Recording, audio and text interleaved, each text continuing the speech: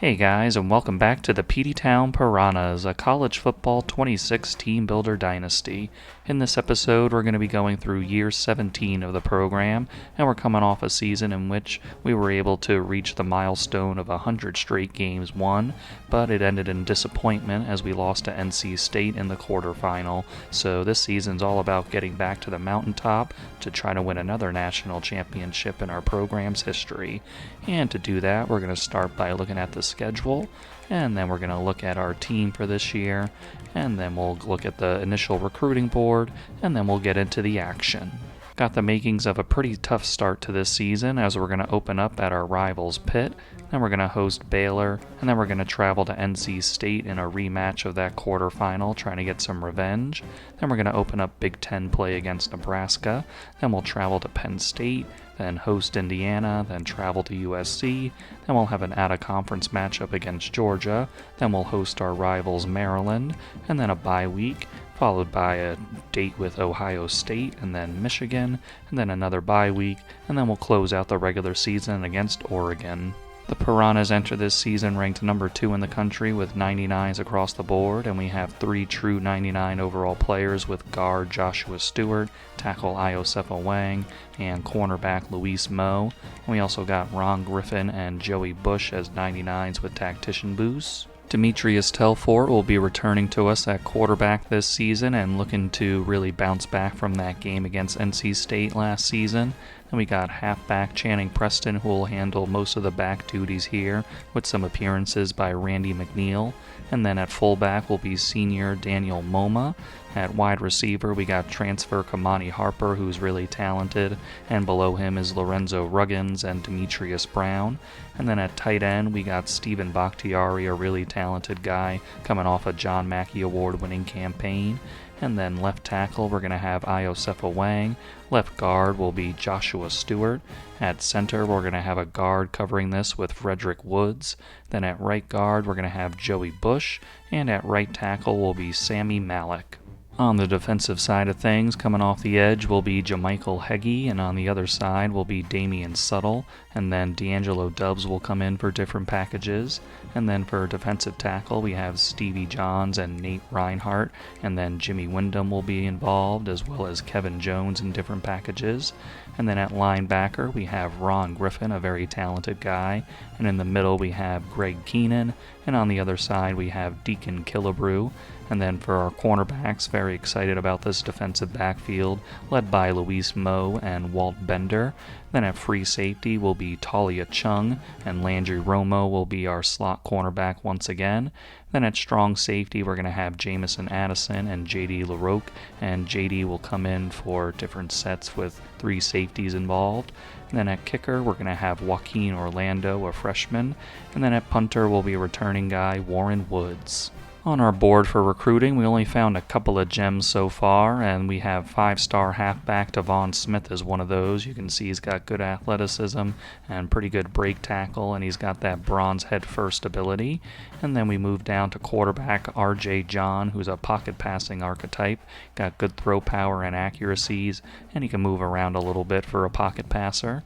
And then some other guys to highlight here is Vernon Moncrief, another quarterback.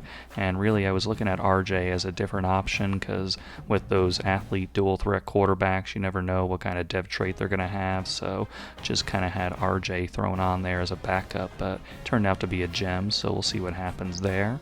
And then Lamar Gallimore is an outside linebacker, and he's the #1 player in the country, so would love to get him. Then at cornerback, we have Jamie Salcedo, very athletic, as you can see. And then we have Larry Morrison, who also has some athleticism and that platinum robber ability. And then wide receiver Dion Zuniga really stood out to me because he has physical route running as his archetype, and he's very fast for that archetype. He's got good route running, so he's a very intriguing prospect. And then defensive tackle Doug Boss, he's got some speed rushing archetype to him, and you can see got that 85 acceleration, 90 strength, and 88 finesse moves. So very interesting guy so far. Maybe not as high end as what we're used to. We usually find a lot of gems and things like that, but I think these guys have some solid things to work with. The Piranhas are going to open their season with a rivalry game against Pitt, and we're going to go to their stadium, and they have an 85 overall and number 6 ranking. Well, and sometimes it's hard to figure that out, right? Like you don't get till mid-season. And Stephen Bakhtiari is going to go down the hash marks and get into the end zone for the first touchdown of the season for the Peteytown Piranhas, and we're going to be up 7-0. And a blitz up the middle is going to get home as Greg Keenan gets in there for the first sack of the season for the Piranhas. For the first time in his career, Joaquin Orlando is going to be attempting a field goal, and he is going to miss it wide left, so tough ass for the freshman for his first kick to be on the hash mark, but it is what it is. And Channing Preston's going to get this one, and Channing Preston is in the end zone for the Piranhas.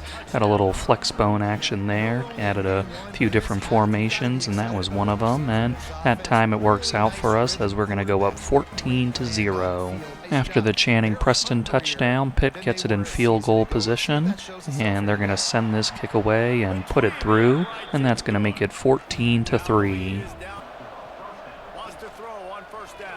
And thrown to the outside, it's going to be Stephen Bakhtiari with another touchdown in this game, as we're going to go up 21-3 with just under 2 minutes left in the first half. Our offense gets another chance before the end of the first half, and we put our guy Joaquin Orlando in field goal position, and Joaquin has his first field goal make of his career to make it 24-3 at halftime. And he's getting chased down, and he's going to be brought down by our defensive line. Looks like Damian Settle in on that one, along with others. And pressure is going to get us an interception as Ron Griffin was just in the right place at the right time. Great pressure by our guys to affect that quarterback, and we're going to take over. Another field goal attempt for Joaquin Orlando, this one from 48 yards, and Joaquin is going to put that one up, and it is good. So after that early miss, he's hit a couple in a row, so I like to see that from our freshman, and it's 27-3.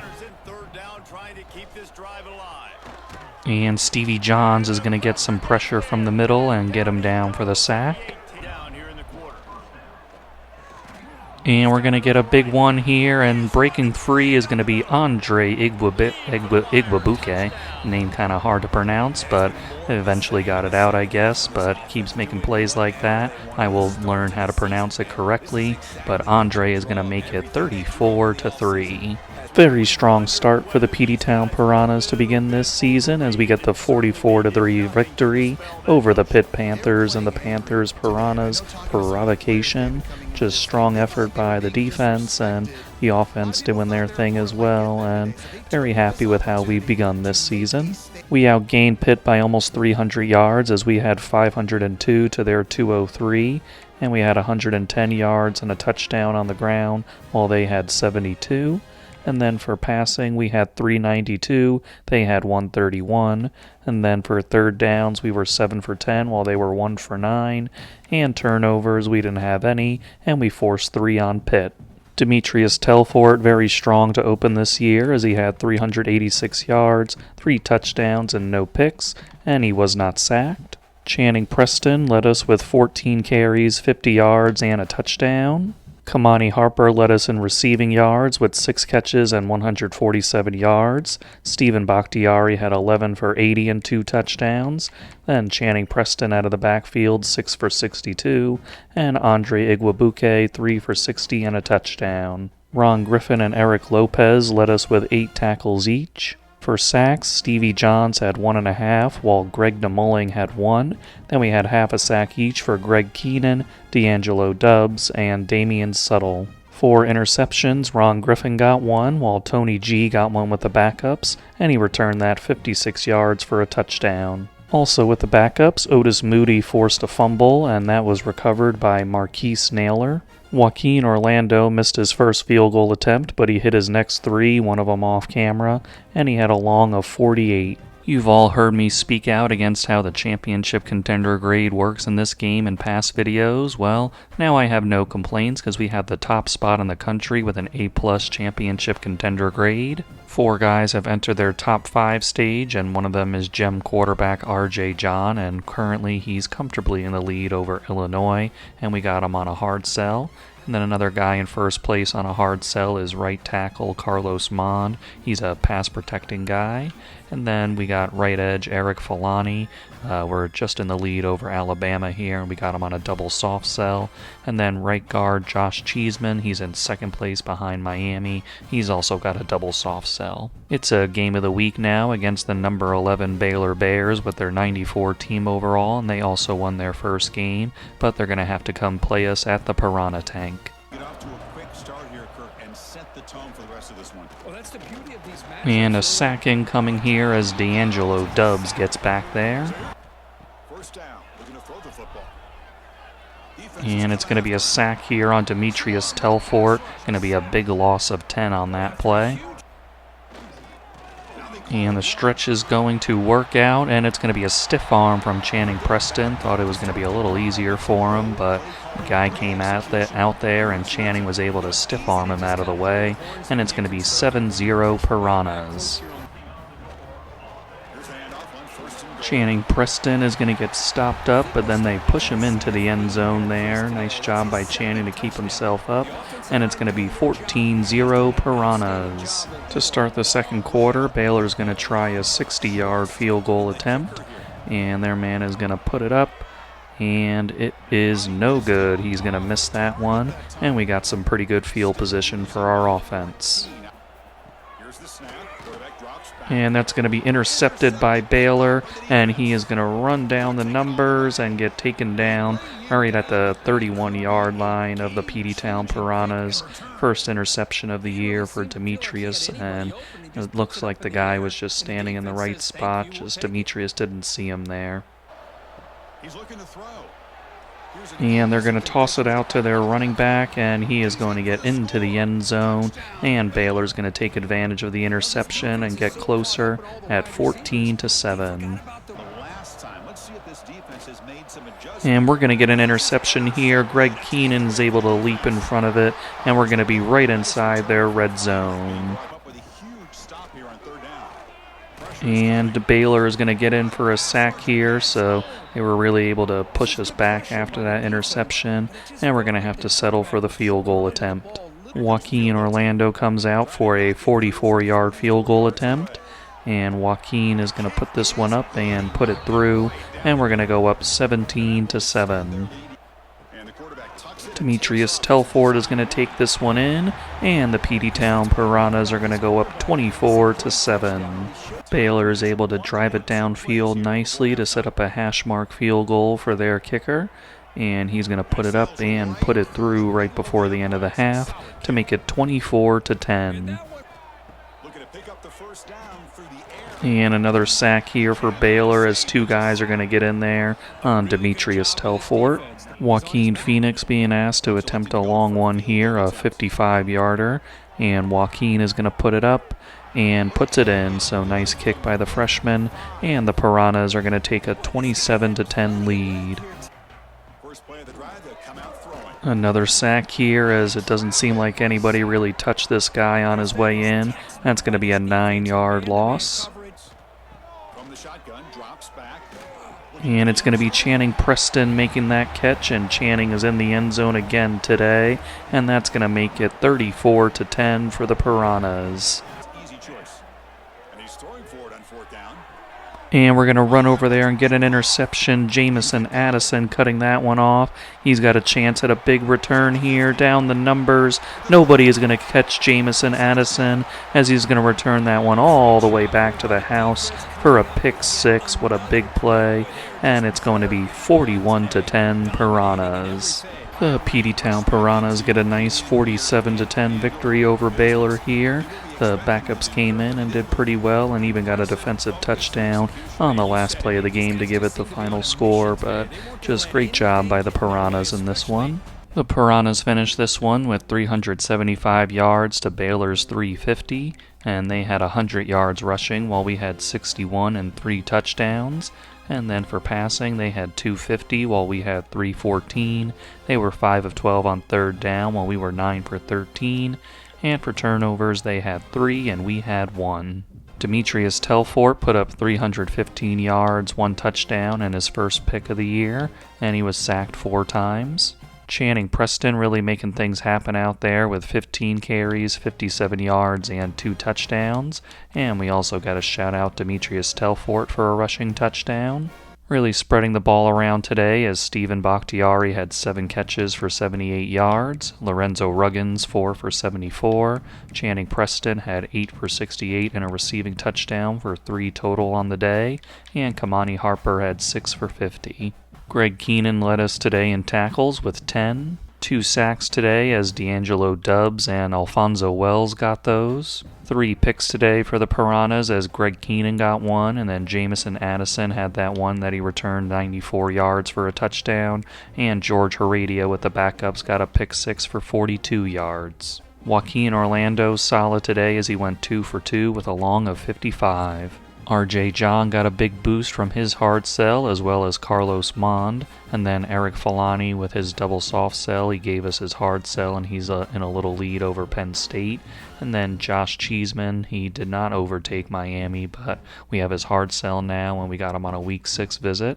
And then a couple of other 5 stars in their top 5 with Vernon Moncrief. We got his hard sell as he's in a tight battle with Ohio State. And then we got Jamie Salcedo in another tight battle here, a bunch of teams in the battle still. And we also have him on a week 6 visit. And the rest of the guys are 4 stars and some tight battles going on here. And then we got Eric Cuevas and a little bit of more separation here over Auburn. And then we got a couple of guys with double soft sells with Caesar Stick and Sua Tupa. And the rest of the guys have their hard sells going. Chance at revenge here for the Peteytown Piranhas as we travel to NC State to take on the Wolfpack with their 91 overall and number 3 ranking, and they won their first game of the season. And of course we all know that they were the ones who knocked us out in the quarterfinal last season, so we're trying to get that taste out of our mouths here. Stevie Johns gets in there for the sack and a forced fumble, and it's going to be recovered here by the Piranhas. What a great job by the pass rushing unit. Stevie Johns making it happen.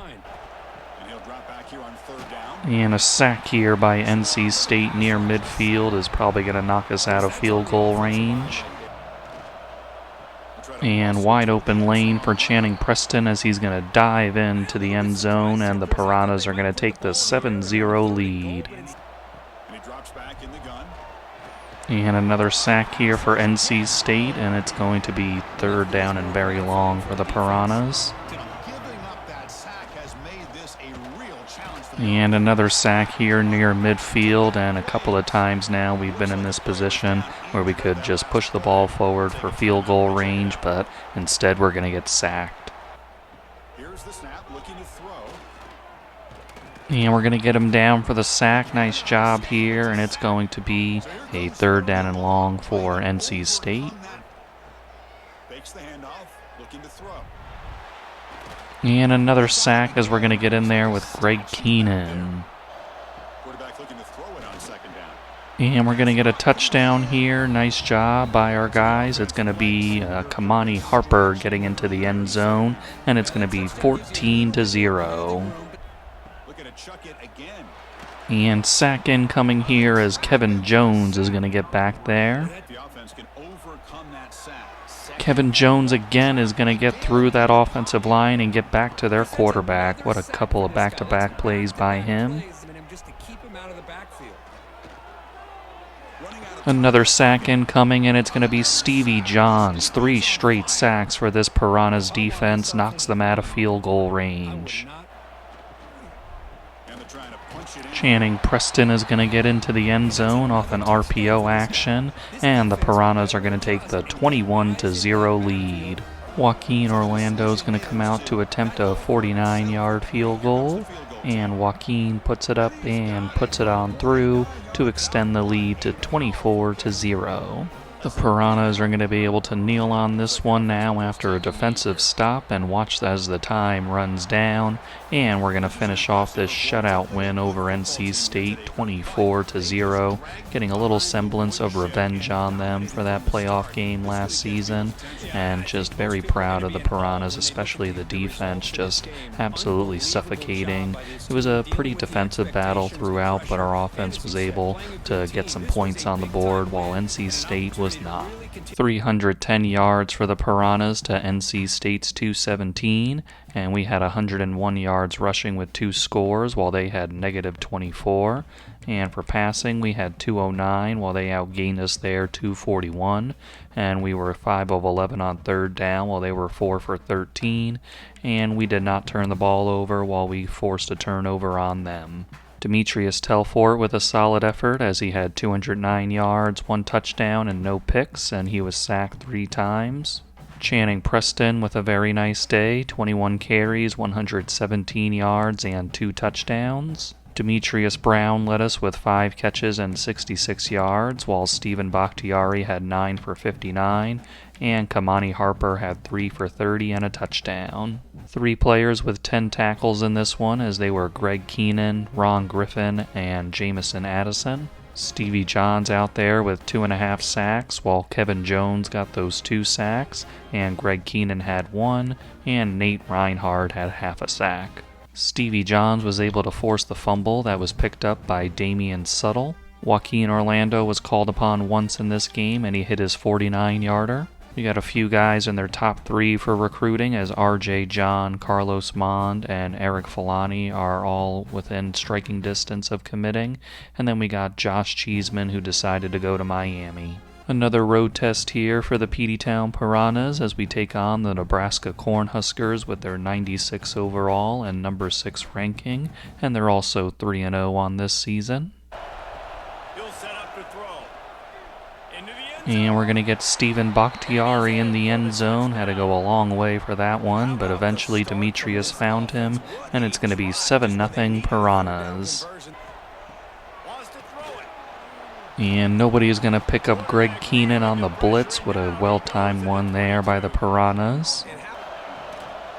On 4th down, Demetrius Telfort is going to take this one into the end zone. Nice hole made there by the line. And it's going to be 14-0. And Stephen Bakhtiari is going to get into the end zone here. A nice little wheel route from him out of the tight end position. And it's going to be 21-0 Piranhas.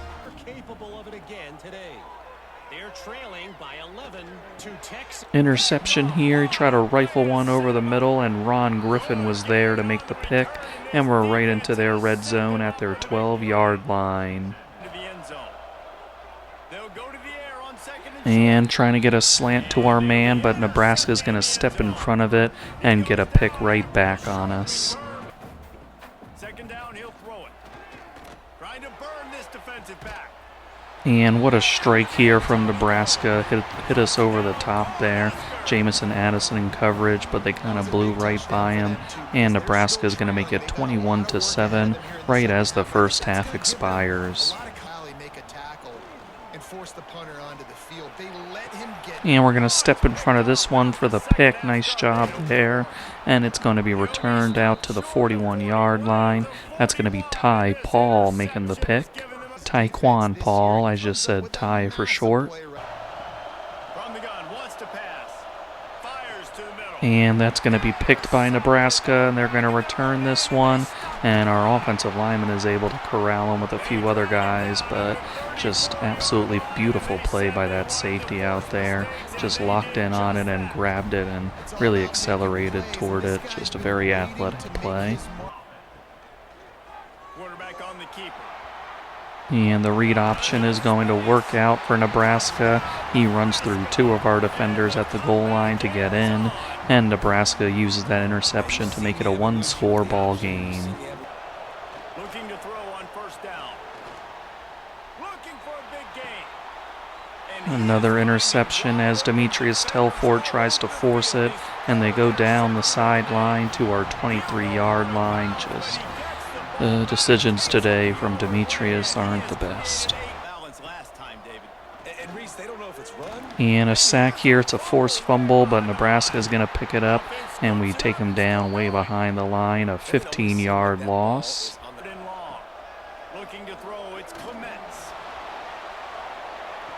And we're going to get an interception in the end zone. Luis Moe down there, just absolutely beautiful coverage, and jumps up for that interception. And we're going to be able to survive that interception from Demetrius.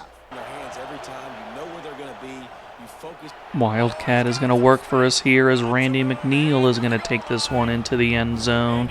Our guy Channing Preston dealing with some wear and tear, and Randy McNeil uses that opportunity to score here, and it's going to be 28-14 Piranhas. And what an interception there. My guy Landry Romo making that one. Just great coverage, and then had to reach back for it, and he's able to put us just outside their red zone. After the interception, Joaquin Orlando is going to come on for the field goal attempt, and Joaquin puts this one up and misses it wide to the left. And another pick by this defense. It's going to be Greg Keenan on that one, and it's going to prevent them from trying to put up any points here. And it's under 3 minutes left in this game as we're trying to close them out. After that interception, the Piranhas are able to move it downfield and make Nebraska use all their timeouts, and we're able to kneel on this one to close out the game. Going to get this 28-14 victory. Just both quarterbacks really struggling in this one with interceptions, to be honest, but glad we were able to get the one that sealed the deal and keep them at arm's length in this game. Just over 400 yards for the Piranhas in this game, as we had 406 to their 273. We had 138 yards on the ground with 2 touchdowns, while they had 36 and a touchdown. And for passing, we had 268 to their 237. We were 7 of 12 on third down, while they were 4 for 8. And then 8 turnovers in this game total. But we were still able to win that battle, even though we had 3, but we forced 5 on them. Demetrius Telford has seen better days in his career, as he had 268 yards, 2 touchdowns, and 3 picks, and he wasn't sacked. Randy McNeil had 14 carries for 84 yards and a touchdown, while Channing Preston in limited action had 7 for 33, and Demetrius Telford added a touchdown run. Stephen Bakhtiari finished with 15 catches, 118 yards, and 2 touchdowns. Landry Romo led us with 10 tackles today, and then in the sacks department we had 2. Greg Keenan got 1, as well as Stevie Johns. And then for interceptions, we ended up with 5 in this game. Greg Keenan got 1, as well as Landry Romo, Ron Griffin, Tyquan Paul, and Luis Moe. And a bit unfortunate for Joaquin Orlando, as he missed his only field goal attempt of the day. First signing of this recruiting class is indeed quarterback R.J. John. And on the defensive side of things, we got edge Eric Falani. Georgia has taken the slightest lead over us for Jamie Salcedo, and we're hoping that he stays for next week with that Week 6 visit. And we got some complimentaries for him if he does, with Lamar Gallimore and Dion Carney. And Dion's one of those guys in his top 3 right now. And some other players are there as well, like Mitchell Curl and Daryl Morris. And we're really hoping that Daryl commits, because he's got some visits in the next couple of weeks. And then we got Caesar Stick also in that top 3, and Sua Tupa. And we got Miami having a visit with him this week, so hopefully they don't jump us for him. And then we got some other couple guys here, and Eric Cuevas dealing with a playing style deal breaker right now, so we'll see if we can fix that. The Piranhas now travel to Happy Valley once again to take on the Penn State Nittany Lions. They got a 94 team overall and a 4-0 record, so definitely a team that's feeling themselves at the beginning of this season. Channing Preston is going to get this receiving touchdown, and the Peteytown Piranhas take the early 7-0 lead. And incoming here with Stevie Johns as he gets back there for the sack. And another sack, back-to-back plays with sacks as Kevin Jones gets this one. throw. It's Worley. And a sack again. Kevin Jones in on another one. Despite the sack, Penn State is still in field goal range as their man's going to try a 51-yarder. He's going to put this one up, and it is good. And it's going to be a 7-3 game. Another field goal attempt here for Penn State. It's going to be a 45-yarder. And he puts it up, and it is good. And Penn State's going to get a little closer at 7-6. And Demetrius Telford is going to get sacked here. Nice pressure from the outside.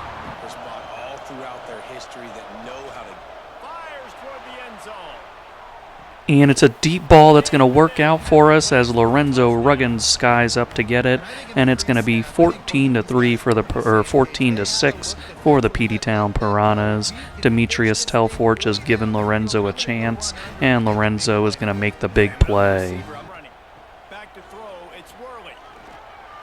And he's going to throw an errant pass, and it lands in Landry Romo's hands. Nice job by Landry, but that quarterback wishes he had that one back. Big blitz here from Penn State is going to knock us back behind our side of the 50. After the interception, we get it into their red zone, and now we're going to go for a field goal here with Joaquin Orlando. Get a little slow-mo action here, and he puts it through, and it's going to be 17-6. Stevie Johns is the first one to get in there, followed by D'Angelo Dubs, and they're going to get in there for that sack. Demetrius Brown getting chased down, and he's going to go down for that sack.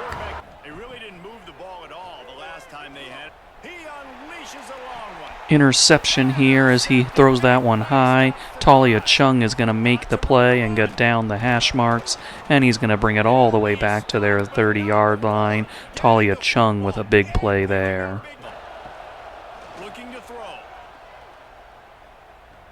Demetrius Telford is going to find Kamani Harper in the end zone. Demetrius was able to get outside the pocket and extend that play, and Kamani eventually got open. It's going to be 24-6 for the Piranhas. And from behind, it's going to be Damian Suttle getting him down, along with D'Angelo Dubs for the sack. Immediate sack here from Penn State. Just overloaded our line there. And another sack incoming here for the Piranhas. Damian Suttle in there again, along with Stevie Johns. Another sack here. Damian Suttle yet again.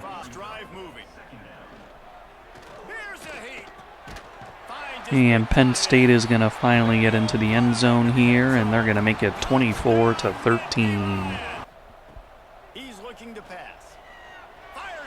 And a man gets free on the outside, and Penn State's got a touchdown here, and now it's a one-possession game at 24-20, and there's just over 3 minutes left in the game. Never mind, wasn't thinking clearly. They're going to go for two here to try to make it a field goal game.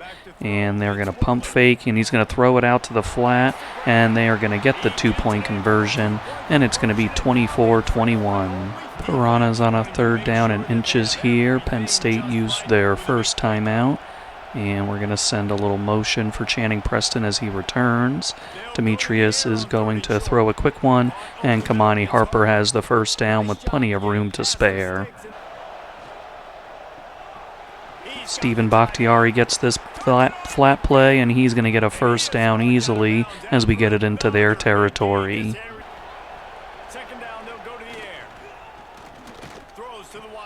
And another pass here as Lorenzo Ruggins is going to make this catch for the first down, and that's where we hit the 2-minute warning. Now the timing is worked out where the Peteytown Piranhas can just kneel on this one, and Demetrius Telfort will do just that here, and we are going to avoid a collapse of epic proportions. We had that 24-6 lead, and Penn State fought back, but thankfully it was just too much of a deficit for them to overcome, and we're going to walk out of here with a tight 24-21 victory. The Piranhas end this game with 348 yards to Penn State's 272. We had 66 yards on the ground while they had 39. Then for passing, we had 282 to their 233. We were 6 of 14 on third down while they were 2 for 10. And then for turnovers, we did not have any, and we forced 2 on Penn State. Demetrius Telford had 282 yards, 3 touchdowns, and no interceptions, and one negative on offense today was that he was sacked 5 times. Channing Preston with an efficient 14 carries for 73 yards. Stephen Bakhtiari paced us in the receiving game with 9 catches and 86 yards. Lorenzo Ruggins had 4 for 84 and that big TD. And Channing Preston, 7 for 53 for a touchdown. And Kamani Harper, not a lot of yards, just 4 for 26, but he did have that score. Damian Suttle led us today with 9 tackles, and he had 6 for a loss. And then for sacks, Damian Suttle led us with 2.5. Stevie Johns had 2, and Kevin Jones had 1.5, and D'Angelo Dubs had 1. And then for interceptions, Talia Chung got that one that he returned nicely into their territory, and then Landry Romo had the other. Joaquin Orlando had 1 attempt that he hit for a 29-yarder.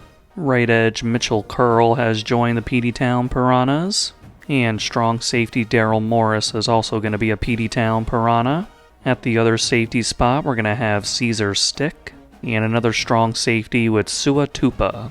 We also got an addition in the linebacking core as Mike linebacker Dion Carney will be a Piranha. Landry Romo was recognized as the Big Ten Defensive Player of the Week. Dion Carney didn't even need the Week 6 visit to commit to us, so that's very nice. But for the guys who are coming now, it's going to be Jamie Salcedo, and we really need the visit to go well if we have a chance against Georgia. And really, he gave us a chance by not committing already, so that's good for us. And then for Lamar Gallimore, he's got a nice lead over Clemson. And Doug Boss has a pretty solid lead over Oklahoma, but they got that Tier 5 pipeline, so that's very threatening. And Tavon Smith is in his top 3, so we could really use this to go our way, and hopefully he doesn't get to that Week 8 visit with NC State. Then you got Dion Zuniga in a very tight battle here, but we just pulled ahead of Washington, so we'll see what happens. And then for Vernon Moncrief, he's not on a visit, but he is visiting NC State this week, so we'll see what happens. But either that goes well or we are able to get him because he's very close to committing, so we'll see what happens. Indiana comes to the Piranha Tank with a 71 overall and 4-0 record, and we're looking to hand them their first loss to impress these recruits. Channing Preston is going to get this power O play, break through a tackle, and Channing Preston is in the end zone for the Piranhas, and we're going to go up 7-0. And right over the middle, it's going to be thrown to Ron Griffin, and Ron is going to bring it back to the 35-yard line. Just a little traffic there, trying to hit a guy right behind Ron, but Ron denied it. Channing Preston is going to get met by a defender, but he's able to push through him for another touchdown for Channing, and it's going to be 14-0 Piranhas, thanks to that Ron Griffin interception. Another interception here, trying to hit a guy off play action, and it's going to be Ron Griffin again with his second of the day. And in the end zone, it's going to be Dylan DeLuca making that catch. What a strike from Demetrius Telfort to Dylan, and we're going to go up 3 scores. Another interception for the Peteytown Piranhas. This time it's Greg Keenan way downfield in coverage, and we're going to be on just on their side of the 50. Dylan DeLuca is going to get another one here as he got a nice block from Stephen Bakhtiari. He went right around the edge to score his second of the day, and it's going to be 28-0 Piranhas.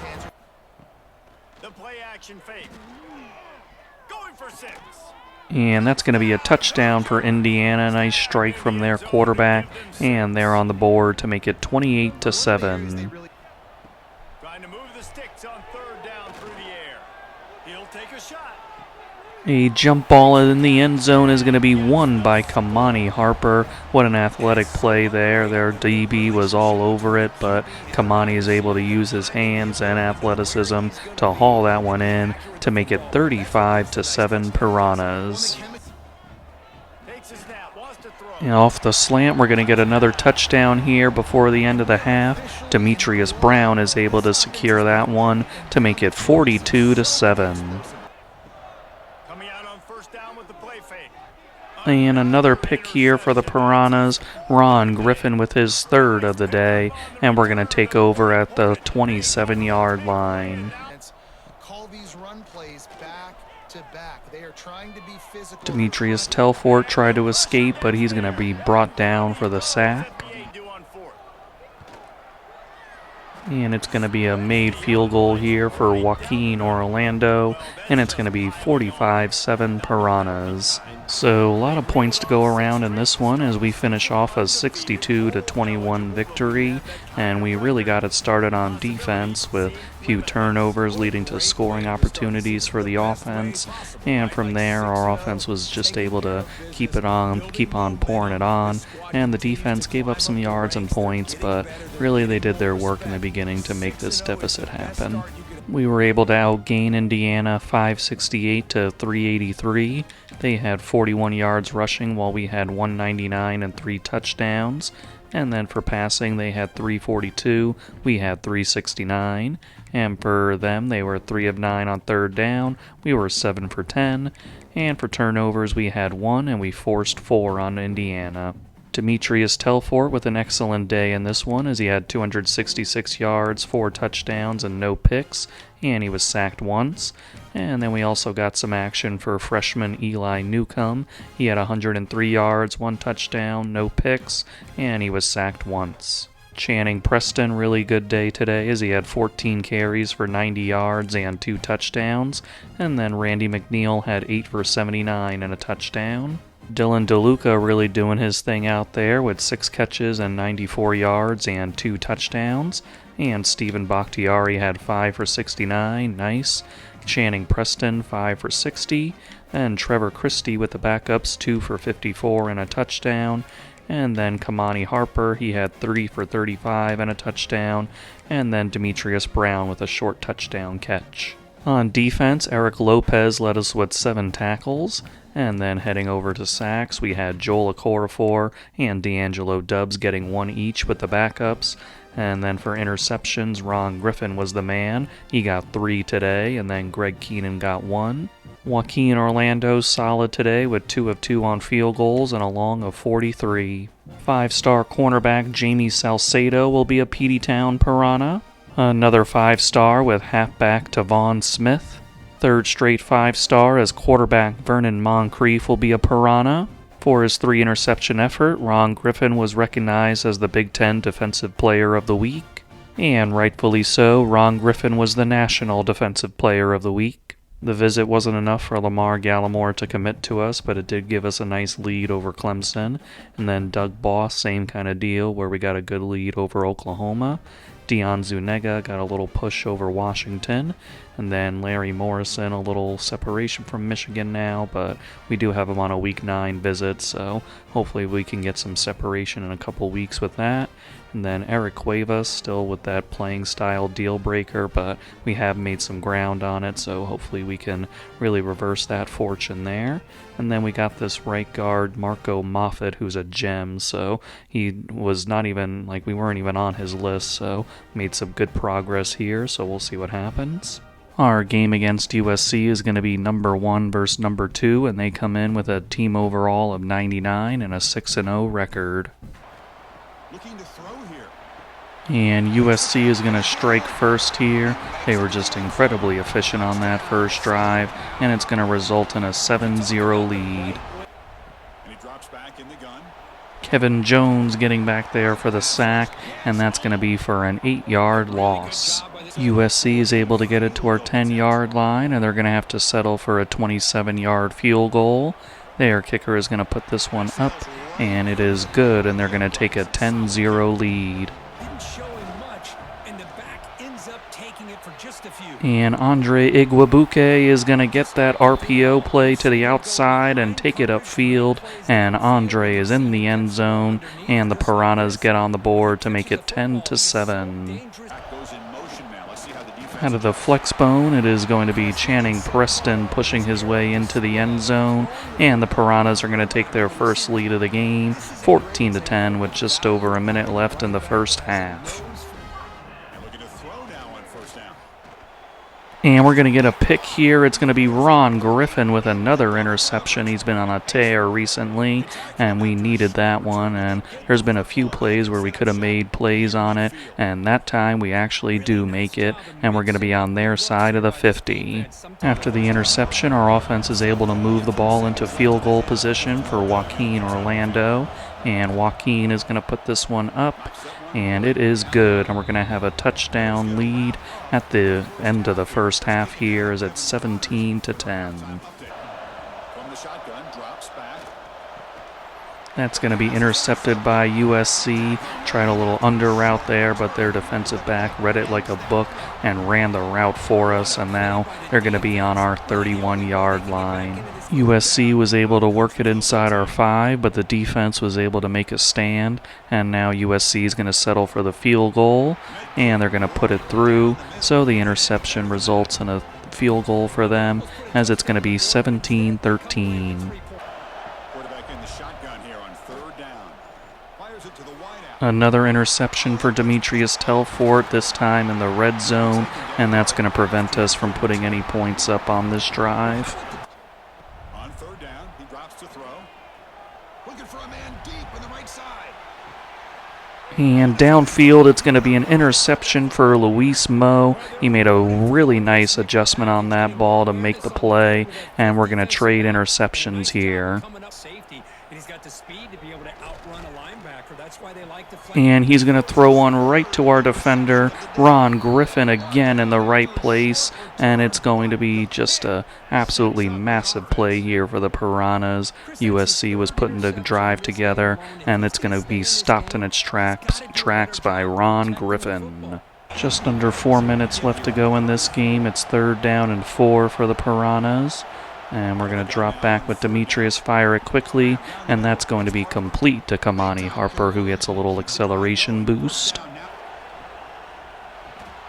On a bubble screen, it is going to be Lorenzo Ruggins, and Lorenzo Ruggins is in the end zone, and the Piranhas are going to go up 2 scores on USC, making it 24-13 with just under 3 minutes left in the game. And this one's going to be undercut by Landry Romo, and Landry is going to find the lane to the end zone for a pick 6, and now it's going to be 31-13 Piranhas. And would you look at that, another interception for this defense. Walt Bender, the one this time getting it, and we're going to be set up nicely, but at this point we're just trying to get this clock rolling down, but this defense just absolutely incredible, just getting these turnovers, setting us up in good positions. After that interception, the offense was able to get a first down, and that means Demetrius Telfort can kneel on it, and the Peteytown Piranhas are going to win this one 31-13 over the USC Trojans. Just the defense really picking up Demetrius Telfort with a couple of interceptions by him today, but our defense was able to turn their quarterback over, and the offense was able to make enough plays to get this win. And after the tough start we had, it was good to see us have that resilient kind of mindset and finish this one off. The Piranhas were able to get 413 yards to USC's 304, and the running games were pretty comparable, as we had 89 and a touchdown while they had 85. And for passing, we had 324 to their 219. We were 5 of 9 on 3rd down while they were 4 for 11. And we had 2 turnovers, but our defense was able to force 5 on USC.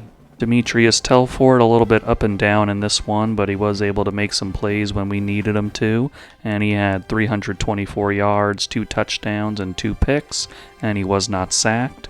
Channing Preston really had to work for his yards today, as he finished with 17 carries, 67 yards, and a touchdown. Stephen Bakhtiari with a good game with 12 catches and 100 yards, while Channing Preston had 7 for 81, Kamani Harper 5 for 47, and then Lorenzo Ruggins 4 for 29 and a touchdown, and Andre Iguabuke's only catch was a 24-yarder, but he took it to the house for the touchdown. Jamison Addison led us with 13 tackles, and then he had 2 for a loss. And then for sacks, we only had 1. Kevin Jones got it. And then for interceptions, 5 here. And Ron Griffin led us with 2. Then Walt Bender had 1. Landry Romo returned his 30 yards for a pick 6. And Luis Mo got that very athletic one downfield. Joaquin Orlando hit his only field goal today, a 46-yarder. 5-star defensive tackle Doug Boss has now joined our defensive line. The other big story in recruiting, other than our commitment, is that Eric Cuevas decided to lock us out, so we were not able to turn that playing style great around in time. The Piranhas now have a guy in the Heisman Trophy race, as Channing Preston has made an appearance on the list. Another undefeated team for the Piranhas to take on, as it's the Georgia Bulldogs this time. It'll be a tough non-conference game, as they have a 94 overall, a 6-0 record, and they're number 4 in the country. And here's the return from inside the 5. Big return here to open this game. We're running down the numbers, and he's going to get around that guy, and it's going to be a touchdown, a kick return touchdown for Demetrius Brown. What a way to start this one, very explosive, and we're already up 7-0, 10 seconds into this game. And Demetrius Telford immediately pressured and brought down for the sack. Bubble screen, and that's going to be an easy touchdown for Lorenzo Ruggins, and we're going to go up 14-0. Looking to throw it again. And a sack incoming here. It's going to be Stevie Johns getting back there. The first down attempt here across the middle. And it's going to be a touchdown here for the Piranhas. Lorenzo Ruggins getting his second of the day, and the Piranhas are going to go up 21-0 on Georgia. And sack here is going to be by D'Angelo Dubs, our second of the day. And to the outside, it's going to be Dylan DeLuca getting into the end zone. And we're going to go up 28-0 on Georgia. And a little shovel pass is going to work out for Georgia. And they're on the board to make it 28-7. He's going to return it from near the goal line. Another return here for Demetrius Brown, and he is going to be gone again. His second kick return of the day, and it's going to be 35-7 for the Piranhas. Demetrius Brown, have a day, sir. And Channing Preston is going to fight through the traffic in there and get a touchdown, and the Piranhas are going to go up 42-7 right before the end of the third quarter. The Piranhas finish out this blowout against Georgia 49-14, and we were able to get a defensive touchdown with the backup, so we scored a touchdown in all 3 phases of the game, and I think that's just brilliant stuff from the Piranhas as we showed off our all-around game today. If you just looked at the offensive yards today, you figured it was a lot closer than it was, but as it was, we had 355 yards to their 301, and for rushing, we had 91 and a touchdown, while they had 81, and then for passing, they had 220 and we had 264. They were 5 for 12 on third down, while we were perfect of 5 of 5, and for turnovers, we had 0 and Georgia had 1. Demetrius Telford doing his thing out there with 226 yards, 3 touchdowns, no interceptions, and he was sacked once. Channing Preston with 12 carries and 77 yards with a touchdown. Dylan DeLuca had 7 catches for 62 yards and a touchdown, and then Lorenzo Ruggins had 2 touchdowns on both of his catches, which he had 32 yards on. Ron Griffin led us today with 8 tackles, and then for sacks we had 2 with 1 each by Stevie Johns and D'Angelo Dubs, and Stevie has that medical symbol next to him, so we'll have to see how serious that injury is. And then scrolling over to the fumbles, we had a forced fumble by D'Angelo Dubs, and that was recovered by Joel Okorafor, and he returned it 85 yards for a touchdown. And of course, got to shout out Demetrius Brown for his 2 kickoff return touchdowns in this game. After thinking about it for a few weeks, Lamar Gallimore is now a Peteytown Piranha. Dion Zuniga is in his top 3, but Washington has a Week 9 visit this week, so we're hoping that he doesn't have a successful visit there. And then Larry Morrison is also in his top 3 and on a visit with us this week. And then for Marco Moffett in his top 5, we got him on his Week 9 visit, and we also had a sway that we used on him that was successful, so we're able to hard sell him now, which is very nice. Devastating injury news here for Stevie Johns, as he has a torn pectoral, so he'll be out for the rest of the season. Want to see if placing him on injured reserve does anything, and might as well try it since it's his senior year, so if we can get him back, that would be nice. But if it doesn't do anything, it doesn't do anything, but want to give him the chance to. Our rivalry game with Maryland is now here, and we're going to be facing off against them with their 77 overall and 4-3 record on the season, and of course we all know the recruiting implications for this one.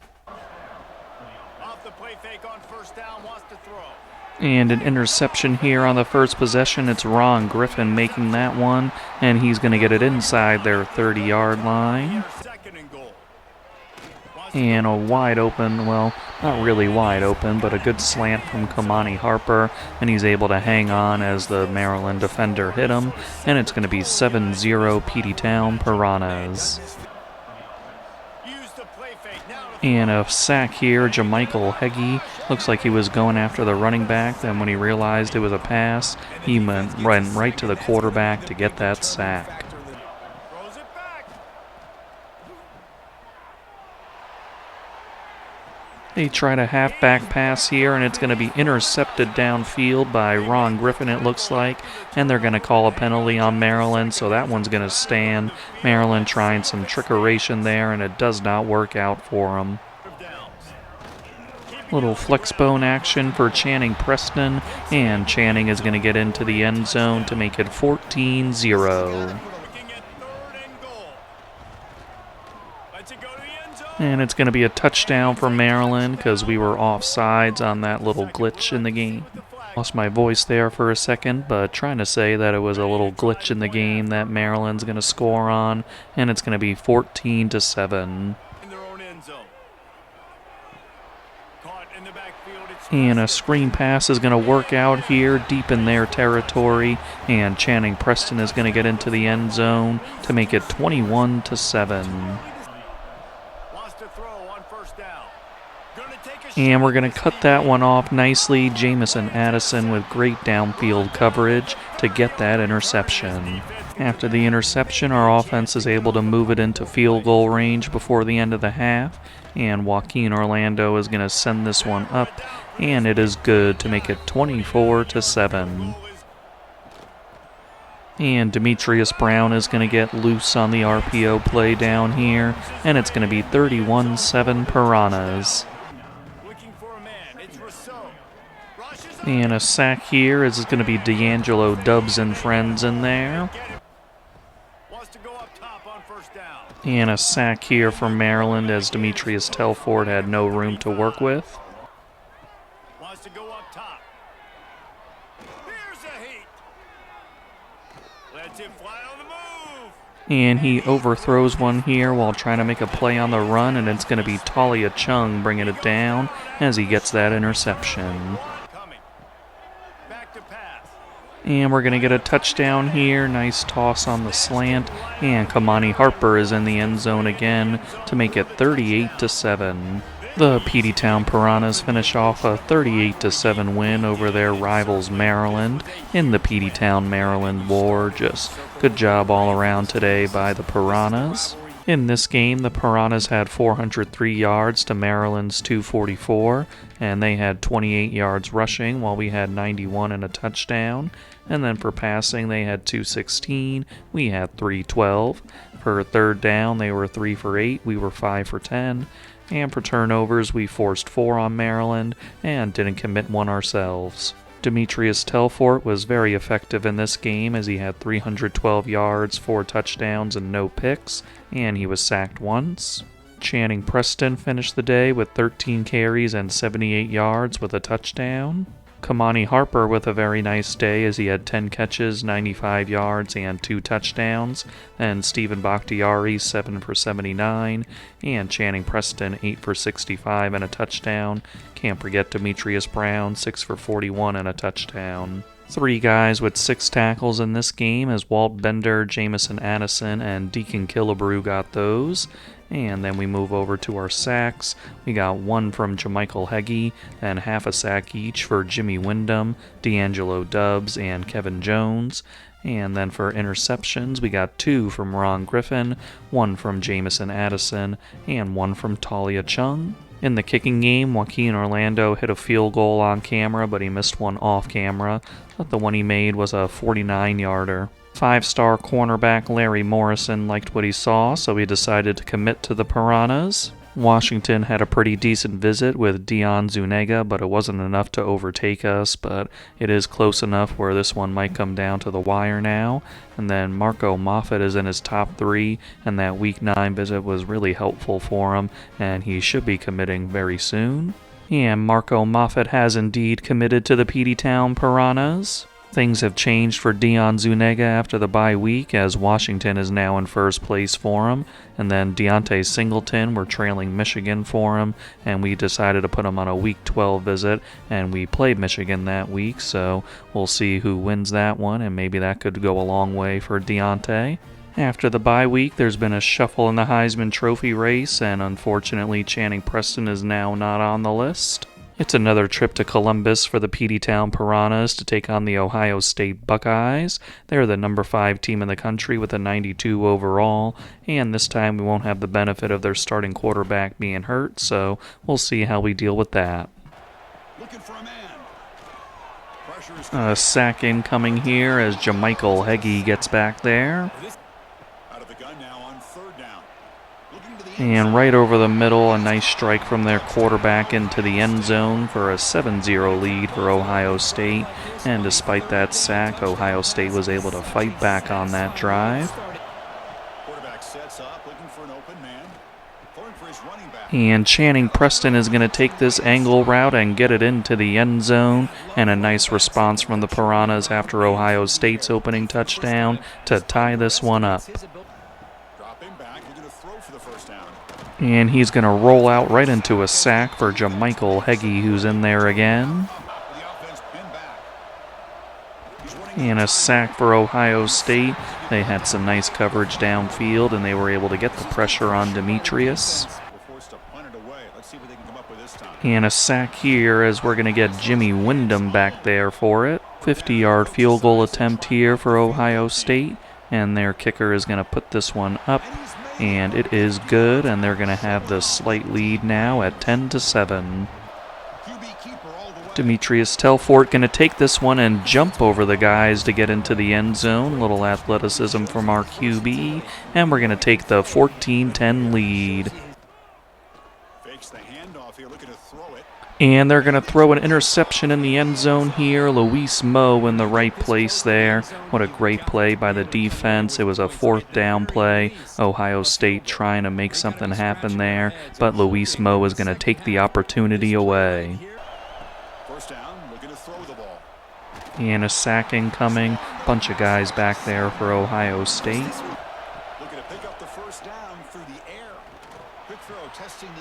Trevante Uzama is going to get into the end zone here off the Texas route. Our guy Channing Preston a little banged up with wear and tear, but Trevante makes his presence felt with a nice touchdown, and it's going to be 21-10. And we're going to get a big toss here. It's going to be Andre Iguabuke into the... Oh, no. That's Lorenzo Ruggins. Excuse me. Lorenzo Ruggins. Nobody was over there covering him, and he just went on a streak, and Demetrius Telfort found him, and Lorenzo Ruggins did the rest to make it 28-10 for the Piranhas.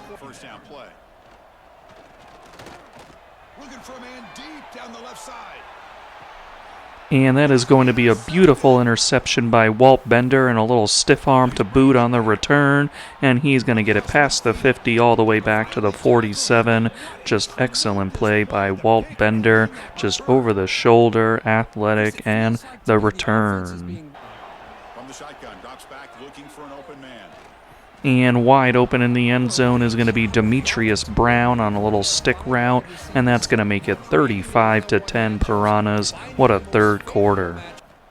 Here's the snap. Quarterback looking to throw. And Dylan DeLuca is going to get into the end zone. Nice find by Demetrius Telfort. And the Piranhas are going to take the 42-10 lead. Very nice victory here for the Peteytown Piranhas. That third quarter was the real separator here as we get the 42-10 victory over Ohio State. The Piranhas finish this one with 473 yards to Ohio State's 342. We had 81 yards rushing and a touchdown while they had 64. And then for passing, we had 392. They had 278. We were 6 of 9 on third down. Nice. And they were 7 of 15. And for turnovers, we didn't have any. And we forced 3 on Ohio State. Demetrius Telfort, absolutely sensational in this game as he had 376 yards, 5 touchdowns, and no picks. And he was sacked twice. Despite some wear and tear, Channing Preston still managed 10 carries and 67 yards. And we also got a shout out to Demetrius Telfort for his touchdown run. Stephen Bakhtiari finished with 12 catches and 124 yards, while Lorenzo Ruggins had 4 for 103 in that gift touchdown. And Channing Preston had 2 for 35 and a touchdown. Trevante Uzama with a 22-yard touchdown catch. Demetrius Brown adding one as well on 4 catches for 20 yards. And Dylan DeLuca with 3 for 13 and a touchdown. Ron Griffin led us in this one with 7 tackles and 2 for a loss. And then for sacks, we had 2 with Jamichael Heggie, 1 for Jimmy Wyndham, half a sack each for D'Angelo Dubbs and Quinn Balcasoon. And then for interceptions, we had 1 with Walt Bender, then George Heredia with the backups, and Luis Mo with that big one in the end zone for us. Unfortunately, off camera, Joaquin Orlando had another missed field goal. Trying to keep pace with Michigan for Deontay Singleton, and we got him on a visit this week, and we turned that double soft sell into a hard sell, so we'll see what we can do with this. Number 1 Michigan is coming to town as they have a 9-1 record, and we're trying to reestablish ourselves as the number 1 team, but we got to prove it on the field. Win a game like this anyway, so be aggressive. Little power O action, and the blocks line up for Channing Preston to get into the end zone, and we are going to take the early 7-0 lead. Last play, so we'll take a timeout. And it's going to be a touchdown strike for Michigan here. Nice little stick route by their man, and they're going to tie this one up. Quarterback drops back from the shotgun, looking for a receiver. And Stephen Bakhtiari is going to make that catch with a guy draped all over him, and the teams are trading touchdowns right now, but we take the lead at 14-7. The trading of touchdowns will stop on this drive, but still Michigan's going to be able to put some points on the board or have an opportunity to, and they are going to do that as it's going to be 14-10. Quarterback looking to throw it on second down. Defense is coming out. And Demetrius Telfort is going to get taken down by 3 Michigan Wolverines on the sack. Now it'll be our turn for a field goal attempt as Joaquin Orlando puts one up, and he will put it in, and it'll be 17-10 Piranhas. On 1st and 10 here, looking to throw the ball. Fires it to the wide. And that's going to be an interception by Michigan, and we are going to tackle him before he can get too much of a return on that one, but trying to hit a slant that was a little deeper than it usually is, and it's going to cost us as that guy got in the way. Here's the snap. Offense looking to throw the ball. And he is going to get taken down for a sack here. Greg Keenan and friends in on that one. Chance for just a couple more plays. And Michigan's going to get the touchdown here. Nice little possession catch for their receiver. And they are going to take advantage of the interception of Demetrius Telfort to tie up this game before the end of the first half. After the jump on top. Quick throw to the And Michigan is going to get a huge play here. He's got a broken tackle, and Michigan is going to score on the first play of the second half. And I'm going to come in to see if I can help our Peteytown Piranhas. fields it just outside the goal line. And Demetrius, oh man, almost had a kick return there. Nice cutback, but not to be a touchdown there. And now the handoff. Channing Preston, a little broken tackle on the first play for an 8-yard gain. Steven Bakhtiari going to get this one, and he is going to fight for the first down. Give them credit there. They made a nice play in the backfield. Getting this one out quickly at the last second to Andre Iguabuke for a 9-yard gain. Randy McNeil not getting anywhere on this short yardage situation. Here's the snap, looking to throw here. And this time we're going to make it count as we're going to get that 4th down conversion nicely. Looks like it's Andre Iguabuke again. Channing Preston with some blocks downfield. I might have read that a little wrong, but we're still going to get a nice chunk out of that. Little Hulk formation action. Going to toss it out to Randy, and Randy's going to cut up, and the guy got in that hole before I could really make something out of that. 3rd down and 3, looking for Andre Iguabuke again on that little drag route that we used, and he's going to get open here, and Andre Iguabuke is in the end zone for the Piranhas as we're going to tie this one up so I can hand it back to Sim. It was a decision time for Michigan on 4th down and inches, and they're going to elect for the 40-yard field goal, and their man is going to put it in to give them a 27-24 lead. He reads that they're up, makes the throw in the quick. Taking a shot deep. And it's going to be a nice strike from Demetrius Telfort to Dylan DeLuca. What a great throw. And we're going to take the lead at 31-27. Here comes a first down pass attempt.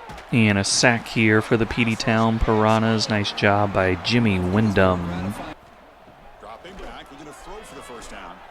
A deep shot right down the middle. And Michigan is going to get an interception on a deep ball here, and they're going to return it all the way back to the 30-yard line. I don't really agree with the decision by Demetrius Telfort there, but I can see what he saw. We got a guy streaking downfield, but their DB just back there playing center field and got that one.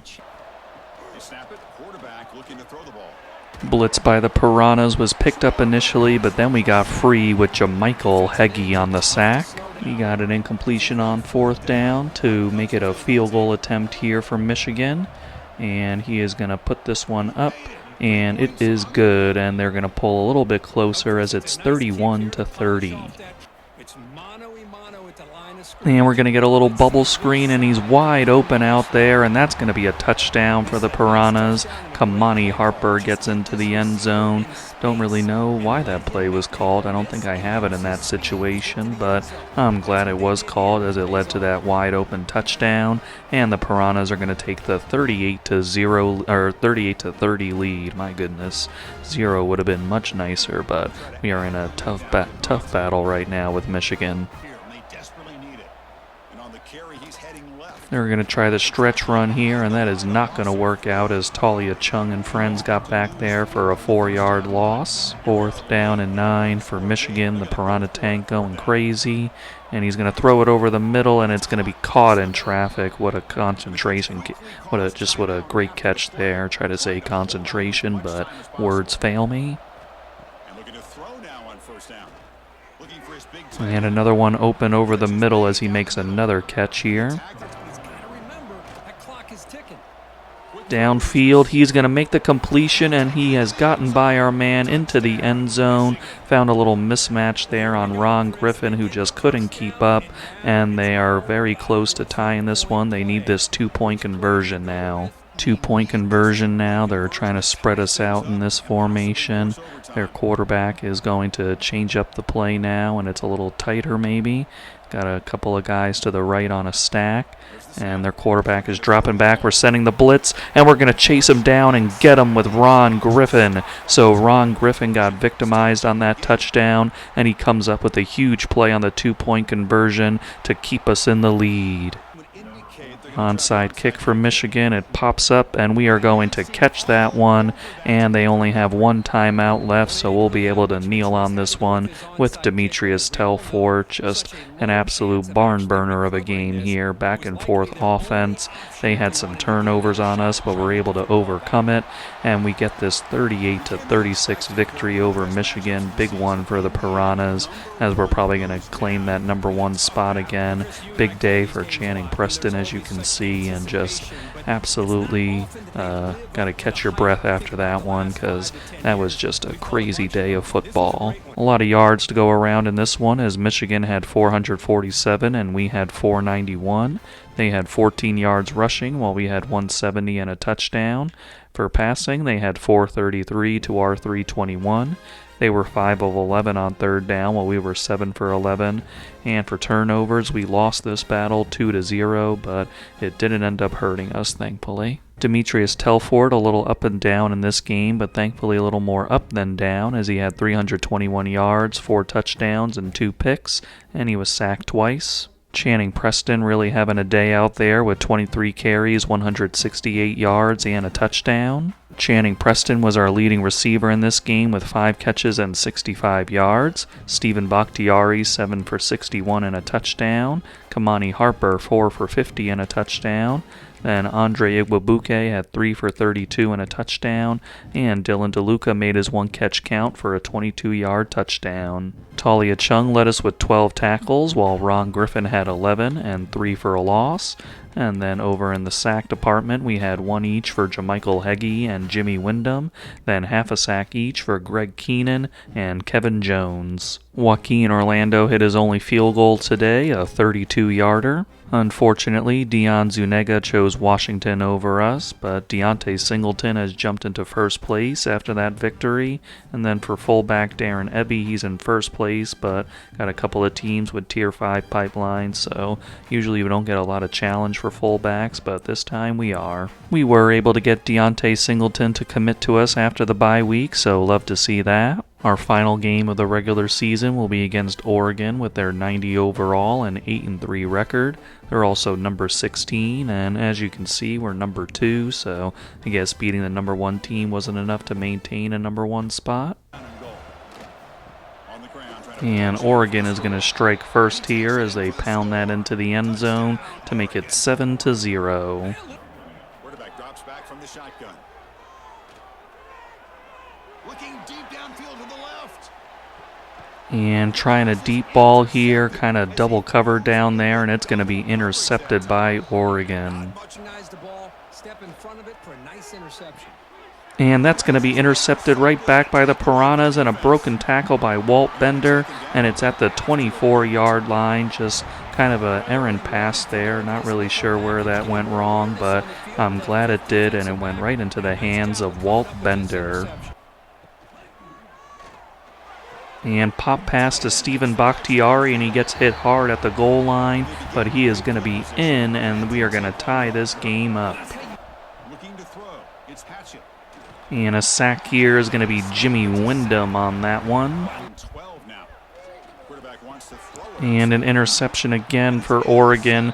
Their defensive lineman dropped back and got that one, and he was right in the window where we were trying to go with the ball, and now they're going to have it on the 26-yard line. And he's going to swerve around our guys, and he is in the end zone again, and Oregon is going to take full advantage of that interception on the very next play to make it 14-7. And a sack here for Oregon, and that's going to just our offense a little rattled. We had that 1 touchdown earlier thanks to the defense, but other than that, Oregon's defense has been kind of smothering us right now. Looking to pass here on second down. Tries to get it to the running back. Looking right. This one. And Channing Preston is going to take this one all the way. He had the Texas route, and nobody was in his way, and he's able to take that all the way in to make it 14-14, and that's the spark we really needed on offense. Back to throw again. Pressure's coming. And a sack here for the Piranhas defense. Nice job by Kevin Jones. Needs a completion here on fourth down. Deep shot toward the end zone.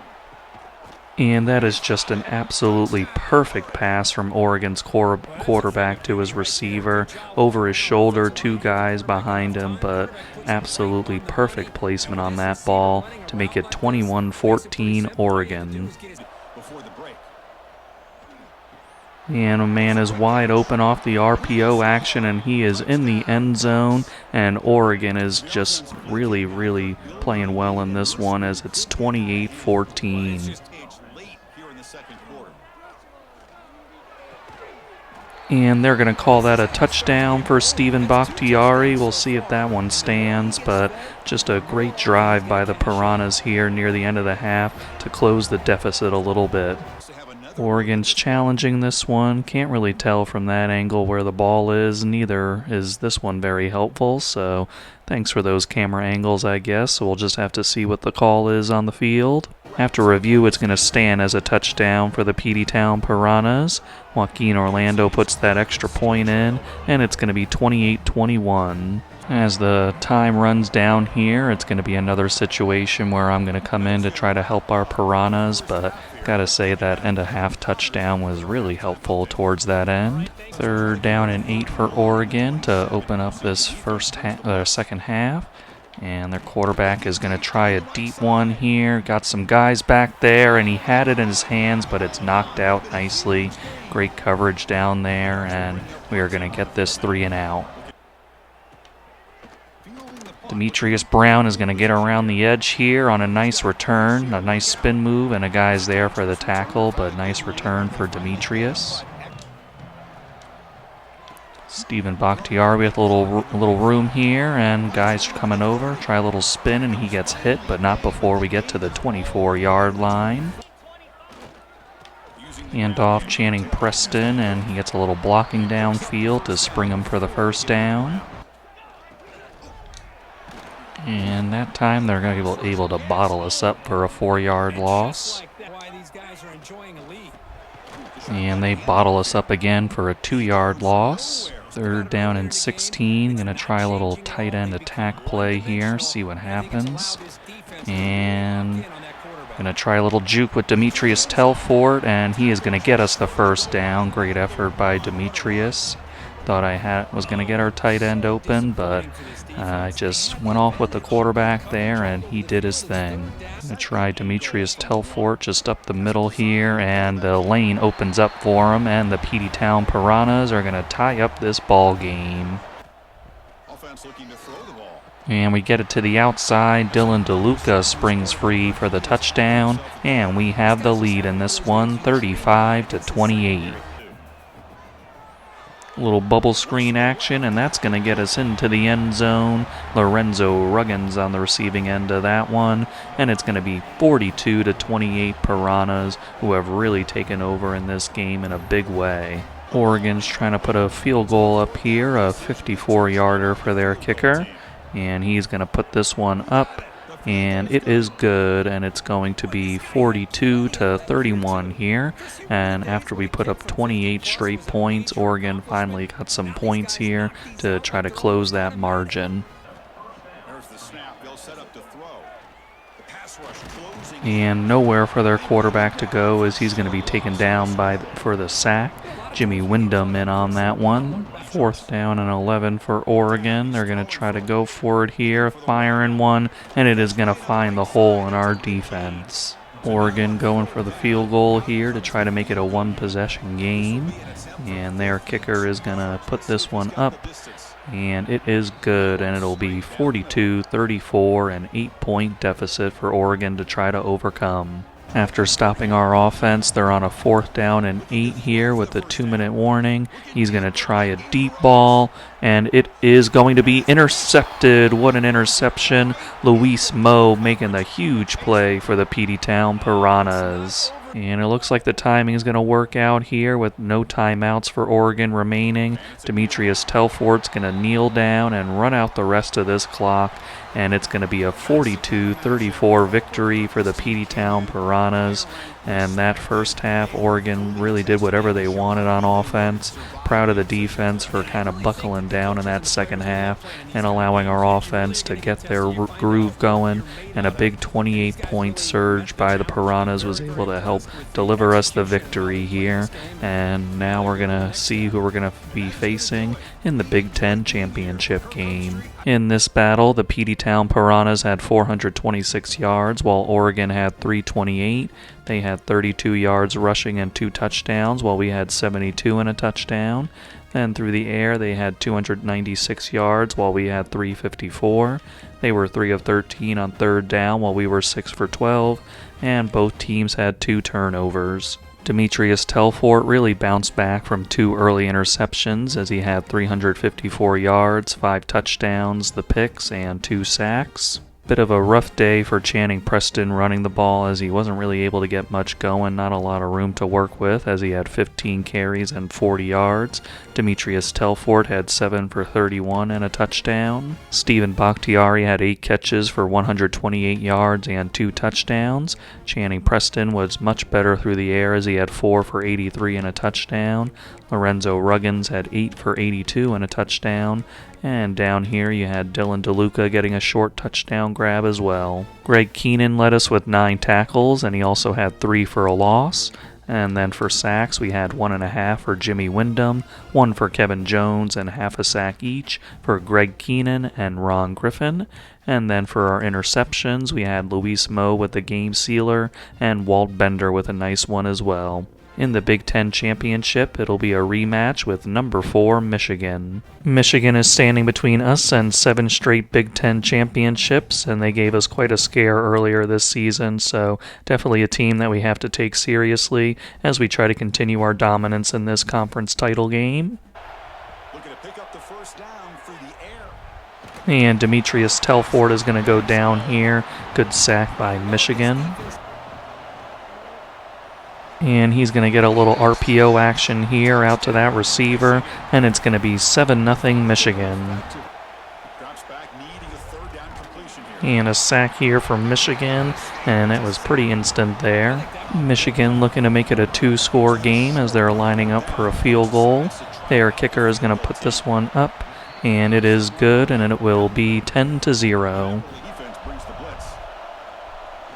Blitz from the Piranhas, and we finally get home as George Machado brings him down.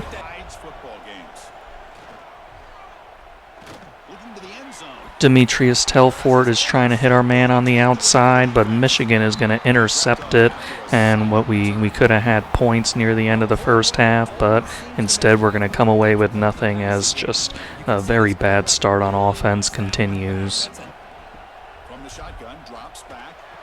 And we're going to get an interception here. What a great play by Jamison Addison. 20 seconds left in the first half, and Jamison's going to set us up in a position where we can actually put some points up before the end of the half. Demetrius Telfort over the middle of the field, and it's going to be a touchdown toss to Lorenzo Ruggins. So huge play by our defense, and our offense is able to put it in the end zone here to make it 10-7 right before the end of the first half. On the first possession of the second half, Michigan is setting up a field goal attempt, a 49-yarder. Their kicker is going to put this one up, and it is good, and it's going to be 13-7. Michigan stops our offense again, and they're out here for another field goal attempt, and their guy is going to remain just playing very well today as it's 16-7, and I'm going to come in to see if I can help our struggling offense. And he takes this from inside the 5. And as it turns out, we're not going to need our offense as Demetrius Brown is going to take this one all the way back on the kick return touchdown, and it's going to be 16-14 Piranhas. Offense is able to get it to their 6, and Joaquin Orlando is going to put this one up, and it is good, and that is going to give us the lead here at 17-16. First down, looking to throw the ball. And that is going to be intercepted by the Piranhas. That was floated out there trying to hit his man, but Talia Chung was able to run under it with his speed, and we are going to take over. After that interception, it is going to be Channing Preston on the stretch play to punch it in for the Peteytown Piranhas, and we're going to go up 24-16 with just under 5 minutes left. Michigan has worked it to our 35-yard line here, and they're going to go with a quick toss out to their man, and he's getting around us and inside the 20-yard line. Just before the 2-minute warning, it's 2nd down and 5 for Michigan. They're going to drop back, throw it quickly, and we're going to stop him, or no, he's going to get the first down. 2-minute warning. Michigan's at our 8-yard line here. They got a bunch of guys up on the line as they send their man in motion. Little play action, and he is going to fire one, and it is held on to and caught, and Michigan is going to score this touchdown, and they're going to have to go for 2. On the 2-point conversion, they're coming out in a pistol look. Their quarterback is pointing out some things. He's going to drop back, and he's going to fire one to an open man, and 2-point conversion is going to be good as they're going to tie it up at 24-24 with just under 2 minutes left. Out of hurry up, it's going to be Channing Preston on a little trail route to get the first down. And Demetrius Telfort's able to avoid a sack. He's firing downfield, and it is going to be caught. Oh my goodness, what a catch. It's at the 1-yard line. I couldn't tell who made that catch, but that was absolutely insane. From the 1-yard line after that play, Channing Preston gets the handoff, and Channing Preston is in the end zone, and the Peteytown Piranhas are going to go up a touchdown at 31-24. Unbelievable play there by the Peteytown Piranhas. I got to find out who that was and let you guys know, but as you can see, Channing Preston getting a little credit there for that touchdown, and just now we got to find a way to hold them. As Michigan sets up for a second down, I can let you know that Kamani Harper is the one that made that insane catch for us, so thank you, Kamani. But now we're giving up the first down here. Hand off to the outside, and their running back is going to get out there and get out of bounds. Up the middle, their running back is just torturing us right now as he gets another first down. 4th down and 10, obviously got to have it here if you're Michigan. He's going to drop back, fire over the middle, and his man is open, and he is going to get him to the 29-yard line, and they take their final timeout. 4th down and 3 here for Michigan. 22 seconds left in this one, and they are going to drop back, fire over the middle, and their man is going to make the catch, and they're going to have to hustle to the line to get to the spike. And no, they're not going to spike it. They're just going to run the play from the shotgun here. We come out in our double mug, and he's going to drop back, and he's scrambling around, and he is, oh my gosh, we almost had the sack there, but he gets to throw it away. All comes down to this now. It's got to be towards the end zone if you're Michigan. 3 seconds left on 3rd and 10. And we are going to get a sack with Damian Suttle, and that is going to do it for the Peteytown Piranhas as we are going to claim this Big Ten championship once again, our 7th straight one, and just incredible run here in the Big Ten Conference and the championship game and just the conference in general, really. But just, Michigan gave us all we could handle in that one. And I believe in the past we've had a crazy throw that led us to a Big Ten championship over them before. And this time it's Kamani Harper providing the absolutely incredible catch that we were able to capitalize on to take this lead that we wouldn't give up. And just incredible job by the Piranhas. It was such a really bad start for us as we get to celebrate with the Big Ten championship trophy again. But yeah, really bad start for us. But that second half we were able to get it together, and I was able to help us out a little bit with that kick return touchdown, but got to give credit to Demetrius Brown with his skills there, and just incredibly proud of the Piranhas for what we've done here. Michigan outgained us in this one, 434 to 364, and they had 92 yards rushing as we had 62 and 2 touchdowns. And then for passing, they had 342 to our 302, and they were 3 of 12 on 3rd down while we were 6 for 13. And for turnovers, we had 1, and we had 2 big turnovers on them that really helped us capture this victory. Demetrius Telfort wasn't perfect in this game, but it was enough to get us the win. He had 302 yards, 1 touchdown, and 1 interception, and he had 2 sacks against him. Channing Preston doing his thing out there with 16 carries and 78 yards to go with 2 touchdowns. Kamani Harper with an absolutely incredible catch that will go down in Peteytown Piranhas lore, and he finished the game with 6 catches and 127 yards. And Channing Preston had 7 for 79, Stephen Bakhtiari 10 for 41, and then Lorenzo Ruggins 4 for 31 and a touchdown. On defense, 3 guys in the 10 tackle club as Jamison Addison had 11, and then Ron Griffin and Talia Chung had 10 apiece. And also got to shout out Jamison for his 3 TFLs. And then for sacks, we had one for Damian Suttle that sealed the game. George Machado had one as well.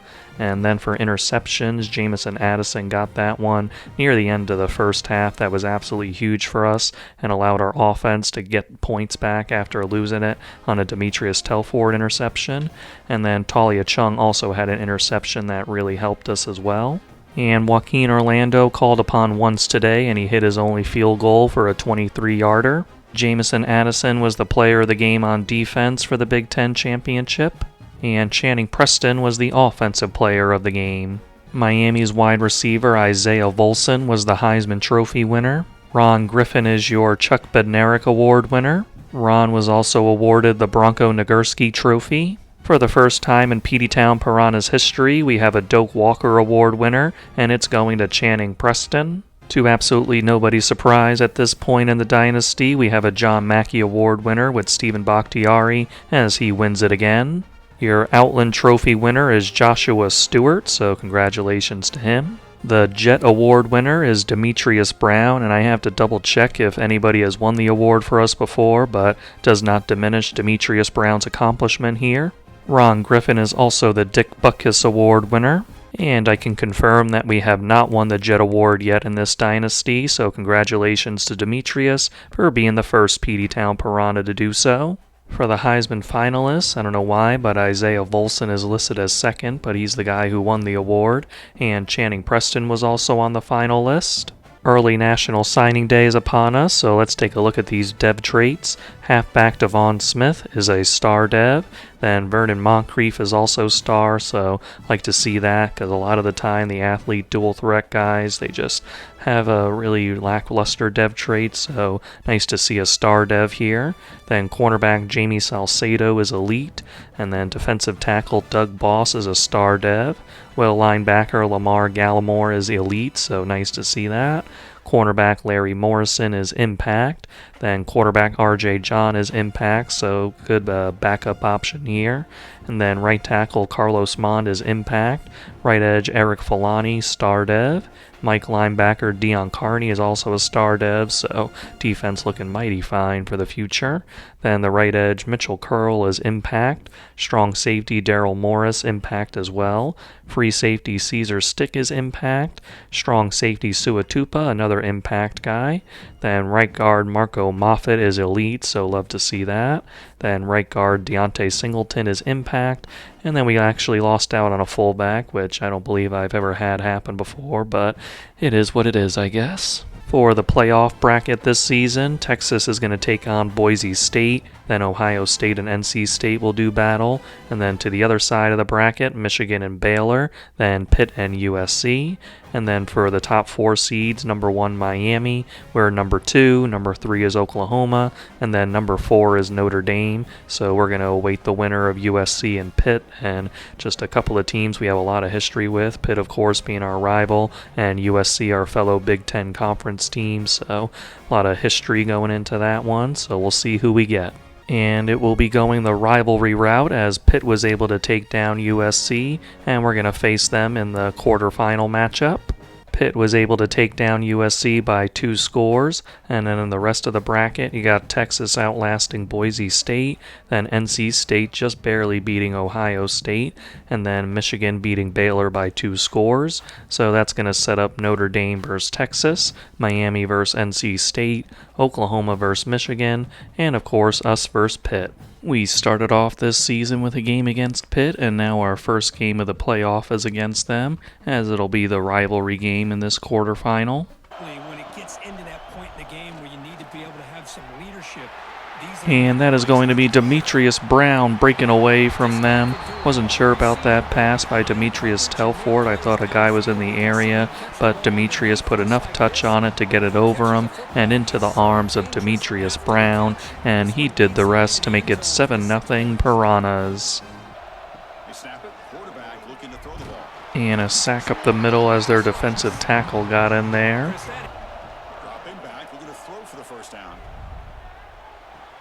And Pitt is going to pick this one off, and now he has a lane down the numbers. Demetrius Telfort is not able to get the tackle, and Pitt is going to return that all the way back for a pick six. Great coverage by them, just absolutely outstanding acceleration to get to that one, and it's going to be tied up. On third down, he drops to throw. And another sack here. Same guy who got the interception is now getting in there for the sack. On first down, it's play action. Fires it to the wide out. And he's going to break the tackle, and Greg Keenan try to bring him down, but not before he gets into the end zone. And Pitt is going to take the lead, 14-7. He's got it in the open. And Kamani Harper is going to make a big play here off the RPO, and Kamani Harper is in the end zone, and just like that, the Peteytown Piranhas tie this one back up. We're at 14-14, and good read by Demetrius Telfort. From the gun, he looks for an open man. Launching one to the end. And that man is going to catch it in between two of our defenders, and it's a back and forth affair with these offenses. It's going to be 21-14 Pitt. Another interception here for Pitt, and they're going to have it on our 23-yard line in prime position to extend their lead. Our defense is able to keep Pitt out of the end zone after the interception, but they will have a chance at a field goal here as their man puts it up and puts it through, making it a two-score game at 24-14. Looking to throw yet again. And wide open, Stephen Bakhtiari, and Stephen is going to get into the end zone, so our offense is able to close the deficit a little bit, as it's going to be 24-21. Right before the end of the half, Pitt has got it into field goal position, and their kicker is going to put it up, and it is good, and they are going to have a 27-21 lead heading into the second half. They'll try to run this And Channing Preston dives for it, gets hit hard at the goal line, but he's able to break the plane, and the Peteytown Piranhas open up the second half by taking a 28-27 lead. dropping back. We're going to throw for the first down. Taking a shot deep toward the end zone. And it is going to be intercepted. Talia Chung and Luis Mo both had their hands on it, and Luis Mo is going to be the one to come away with it in the end zone, and they were in prime field goal position, so we're able to take off those points and keep our lead. Here late in the game. Looking to the end zone. Demetrius Telfort finds a wide open Lorenzo Ruggins in the end zone, and the Peteytown Piranhas will go up 35-27. Off the play fake, looking to throw on first down.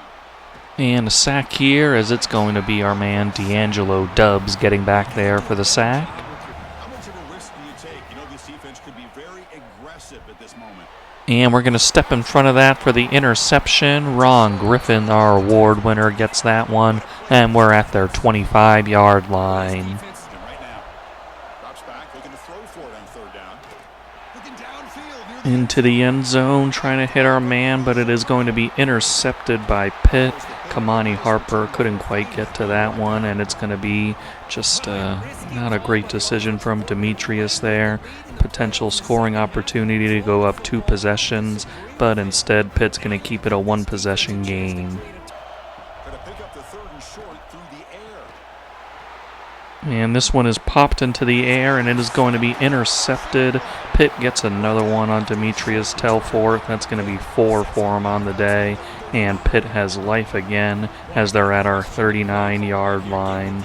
That was my mistake. It was not on our side of the field. It was on their side of the field. But now they're on a 3rd down and 3 as the clock ticks down to 2.5 minutes. And they're sending a man in motion. And they are going to drop back, throw it quickly, and they have their man on the outside. Hand it off for a draw. And their running back is just shifting his way through us and getting it to the 29. Off the play fake, looking to pass it. Play action, and he just stood right where the pressure was coming from as Nate Reinhardt got in there for the sack. Hurry up action on 3rd and 16 for Pitt. And their quarterback is in the pocket, throws it, and he has his man, and they are in the red zone. Spreading us out here with 5 wide. Their quarterback drops back. We send 4. He fires it, and it's going to be caught, and it's just before the first down marker. 5 wide again on 3rd and 2, just under a minute left. We send the blitz, and he throws it right over us into the end zone, and it's going to be a 2-point deficit now as they're going to go for the 2-point conversion at 35-33. For the 2-point, he's got trips to the left on this formation. It is going to be a read option, and he reads it perfectly as that lane opens up and their quarterback gets in. 3rd down and 10, and we're just going to run it here with Channing Preston, and he's going to get the blocks to get through, and that's going to be the first down as we take a timeout. Looking to throw it on first down. To the outside, it's going to be Kamani Harper moving the sticks again as we take our second timeout. On 1st and 10 here, looking to throw the ball. Channing Preston is going to have this one stick to his hands, and that'll be our final timeout with 31 seconds left. A couple of incompletions lead to 3rd down and 10. We got 4 guys to the left. Demetrius is going to drop back, shuffle around, throw it to the outside, and it's going to get Stephen Bakhtiari.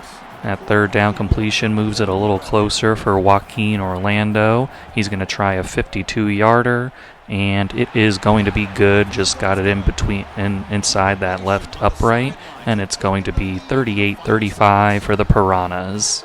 1 second left here, and Pitt just has to try to throw it as far as they can. Their quarterback is going to drop back, and he is going to launch it deep, and it is undercut and intercepted. Jamison Addison is going to get that one, and that will seal this 38-35 victory over our rivals. Just an absolute back-and-forth game here, absolute classic. And it's just overcoming 4 interceptions from Demetrius Telfort. Our defense, just kind of had up and down day, but they were able to make the plays when we needed them to, and we're going to walk out of here with a W. Both offenses putting up some numbers in this one, as we had 479 yards to their 403. Pitt had 125 yards rushing, while we had 102 and a touchdown.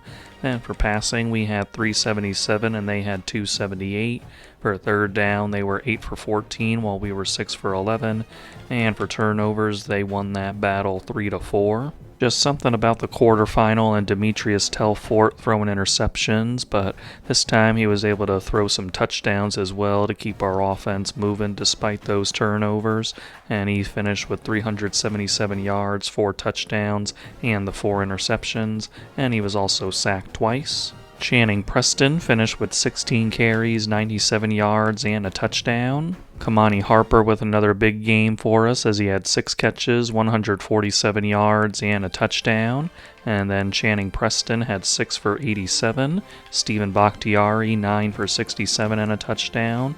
Demetrius Brown, 4 for 65 and a touchdown. And Lorenzo Ruggins, 2 for 10 and a touchdown. Ron Griffin had 14 tackles to lead us and 3 for a loss, while Greg Keenan had 12 with 2 for a loss. And then in the sack department, we had 1 from Nate Reinhardt and another one from D'Angelo Dubs. And for interceptions, we had Ron Griffin getting 1, along with Luis Moe and Jamison Addison. Joaquin Orlando showing no fear out there as he hit the go-ahead and what ended up being the game-winning field goal, and it was a 54-yarder. It'll be yet another matchup against Michigan, our 3rd of the season with them, as we're going to play them in the semifinal.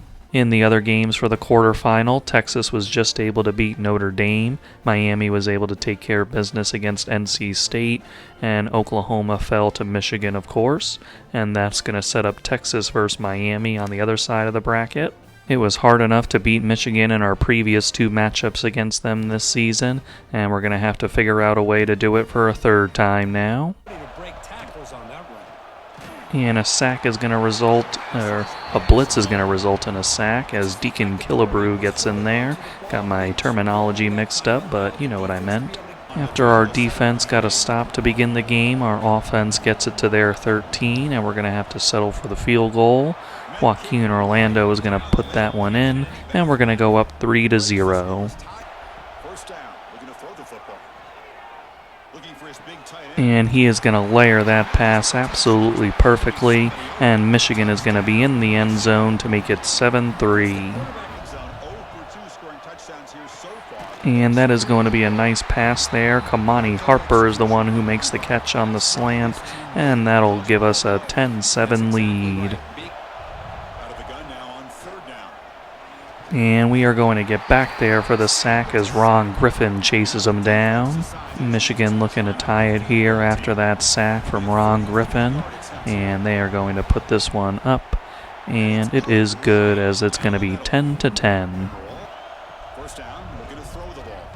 And it's going to be a sack here as he crunches down Demetrius Telfort. Airing it out deep here, and they are going to hit it on us, and that's going to be a touchdown from Michigan. Are you serious? We give that up, and it's going to be 17-10 for Michigan.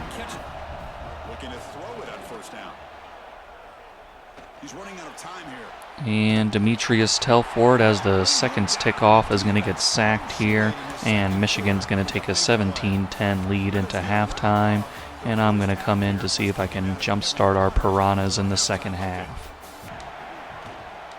Giving us the bubble here as Demetrius Brown is going to get around him, and he's going to get us to the 29.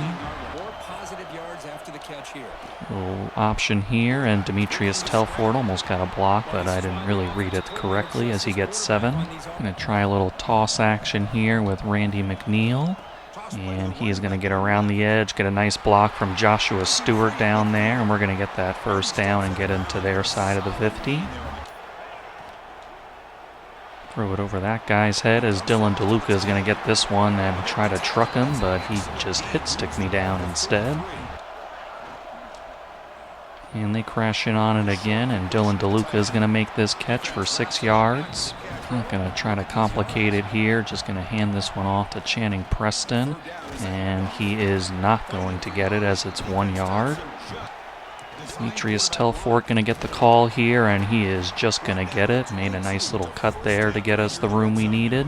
See if I can catch him off guard with a little direct snap to Channing Preston. It's going to work out pretty good for us as we're going to get 8. See if we can catch him on this bubble pop pass to Dylan DeLuca. And didn't like the look there, and Channing Preston's going to take it for the first down. And try our little RPO play there, but that's going to be a loss. Demetrius Telfort's going to get this one to get some of that lost yardage back. 3rd down and goal, going with a little empty action for Demetrius Telfort. And he is going to scramble up the middle, and Demetrius Telfort is in the end zone for us as we're going to tie up this ball game. After our touchdown drive, Michigan's going to come out for a 50-yard field goal attempt.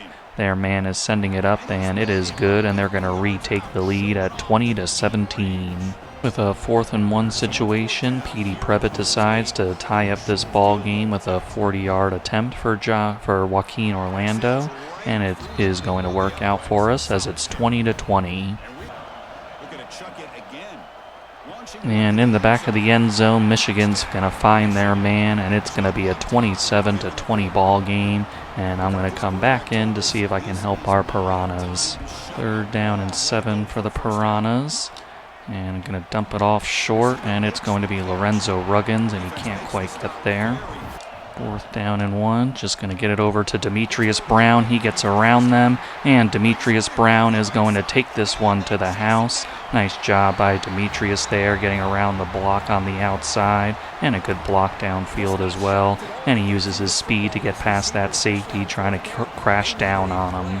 After our touchdown, Michigan's on a 3rd down and 12 with 4.5 minutes left to go now in this one as he changes the play around. And he is going to do a little play action. We send a blitz, and it gets through. Ron Griffin gets back there for the sack. I believe that's his 2nd of the day. Well-timed blitz by the Piranhas as they were trying that play action, and it just took too much time for him.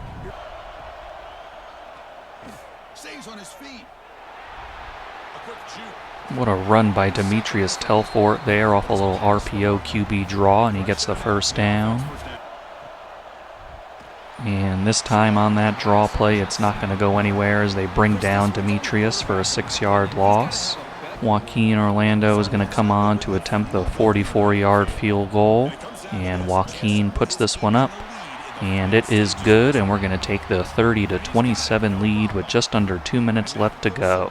As Michigan hustles to the line, it's 3rd down and 4 for them. He throws it over the middle, and it's got a lot of piranhas there, but it's going to be complete. 3rd down and 10 as the clock goes down. And their quarterback is going to fire one, and his man is open, and it is going to be just before the 50-yard line. Michigan, no timeouts left, but they are close to field goal range now as their quarterback is going to drop, and he's going to hit his man, and now he's going down the hash marks and out of bounds at the 25-yard line. From the 25, we're showing a double mug, and we back out of the blitz, and it is going to be intercepted. Landry Romo is there to make the play, and he returns it out to the 24-yard line. Their quarterback trying to force one in there. We had a couple of guys there, and Landry Romo is the one who comes away with it. And because they used up all of their timeouts, we're going to be able to kneel this one with Demetrius Telfort, and the clock will run down, and we are going to survive and advance to the national championship. 30-27 victory here for the Piranhas. Just very resilient. We were down a few times in this one, fought back each time, and we were able to take it. Excellent job. And the defense, again, a little break in there, but they were able to make the plays that they needed to make, and just so proud of this team for their resiliency. Another game where Michigan outgained us, but we still ended up winning. They had 412 yards, and we had 370. They had 29 yards on the ground, and we had 73 on the ground with a touchdown. Then for passing, they had 383, and we had 297. They were 4 of 9 on 3rd down, while we were 6 for 13. And then for turnovers, they had 1, and we kept it clean. So between last year's quarterfinal and this year's quarterfinal, Demetrius Telfort has had his struggles, but this time around he had a very good game as he had 297 yards, 2 touchdowns, and no picks, and he was sacked 3 times. Channing Preston with a not very efficient game today as he finished with 18 carries and 52 yards. Demetrius Brown led us with 6 catches and 90 yards, and he had that big score. And then Kamani Harper had 5 for 47 and a touchdown. And then Dylan DeLuca came in for Stephen Bakhtiari, who had some wear and tear, and he ended up with 6 catches and 46 yards. Ron Griffin led us with 11 tackles, and he had 4 for a loss on a big day for him. And for sacks, we had 2 with Ron Griffin and 1 with Deacon Killebrew. And then for interceptions, of course, Landry Romo, that game sealer that we really needed, and just a fantastic play from him. Joaquin Orlando was calm, cool, and collected out there as the freshman hit all 3 of his field goals and that 44-yarder that proved to be the dagger. Ron Griffin was rightfully recognized as the semifinal round's Defensive Player of the Week. And in the national championship, we are going to be facing off against Texas, a very familiar foe, and a familiar foe as far as national championships go as well. To get to this point, Texas had to take down Miami by 1 point, so the semifinal had 2 very close games. For the 3rd time in this dynasty, we're going to be facing off against Texas in the national championship game. We've been able to win the previous 2, so hopefully we can continue that trend here. Since Texas is on the number 1 seed side of the bracket, they're technically the home team in this matchup, so we get a little national championship game intro here as the Texas Longhorns run out onto the field, pounding their chests, trying to show that they're tough out here, and their mascot just trying to pump up everybody. But they're going to have to go through the Peteytown Piranhas, and we are ready to go, ready to get back to the mountaintop of college football as the fireworks are going and the boys are ready to play. There's the snap. He's looking to throw.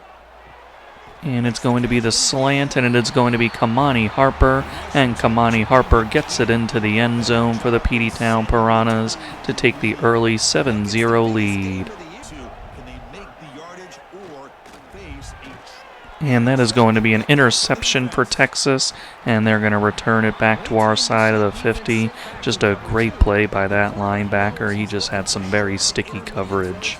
Interception is going to lead to a field goal attempt for Texas. It's going to be a 53-yarder for their man, and he puts that one up, and it is good, and Texas is on the board to make it 7-3. And looking to throw now on 1st down. And it's going to be another interception for Texas as he undercuts that one, running down the hash mark all the way to the 9. Just a lot of traffic over there, and that man had some great zone coverage to pick that one off. Important moment here as it's 4th down and goal after that interception by Texas. They're going to drop back, and they are going to throw it to their man, and it is dropped, and they are going to get away. They're not going to have anything on this drive. And trying to get the slant, and it's going to be intercepted by Texas again. They're 3rd in the early going here as Demetrius Telfort is having some struggles early on. Again, the defense was put into a difficult situation, and again they're going to be able to stand tall, and it's going to be a field goal attempt for Texas, and it is 7-6. And now we're going to get an interception here as Greg Keenan is going to get that one, and we're going to be set up at their 26-yard line. After the interception, we're going to be settling for a field goal with Joaquin Orlando, and Joaquin is going to put that one through to make it 10-6. Their field goal kicker really getting a workout in this first half as they're going to respond to our attempt with one of their own. And he's going to put this one through as well to make it 10-9 with just a few seconds left before the end of the half. And it's going to be intercepted on the first play of the second half as Greg Keenan gets another one in this game, and we're going to be at their 20-yard line. And Channing Preston is going to get the angle route, and he's going to fight his way through the traffic to get into the end zone. And the Peteytown Piranhas are going to take advantage of that interception, and it's going to be 17-9. Another field goal attempt here, this time from 57 yards for their man. And he puts it up, and it is wide to the right, so that's his first miss of the day. 4th and inches, and Petey Previtt decides to send Joaquin Orlando out for this attempt, and Joaquin is also going to miss it, so both field goal kickers trying to find the range right now, but it's going to remain 17-9. Would you look at that, another field goal attempt for this kicker, and it is about the same distance. This one is 55, and this is the one that he's going to put through to make it 17-12.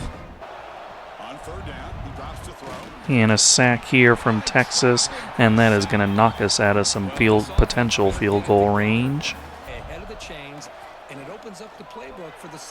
And Demetrius Telfort a little stuck back there in the pocket, and that's going to allow Texas to get in for the sack. Another 4th and inches where Petey Previtt decides to send out Joaquin Orlando, but this is a very easy field goal for him, and he is going to nail it to make it 20-12. Both defenses get stops in this 4th quarter, and it is now the 2-minute warning for Texas, and they're on 2nd and 4. Their man accelerates, and a nice spin move is going to get them a nice chunk of change. After that nice run from their running back, the offense has hit a wall here. It's 4th and 5, and it is going to be intercepted by Landry Romo, and he is going to get it back to the 38 or 39-yard line here. Just an incredible play by Landry, playing that underneath zone and cutting off that route behind him. And now we're in the driver's seat here as Texas has 2 timeouts with 1:18 left to go. 3rd down and 2 for the Piranhas. A conversion would mean that we can seal this national championship, and we will do just that as Stephen Bakhtiari makes the catch.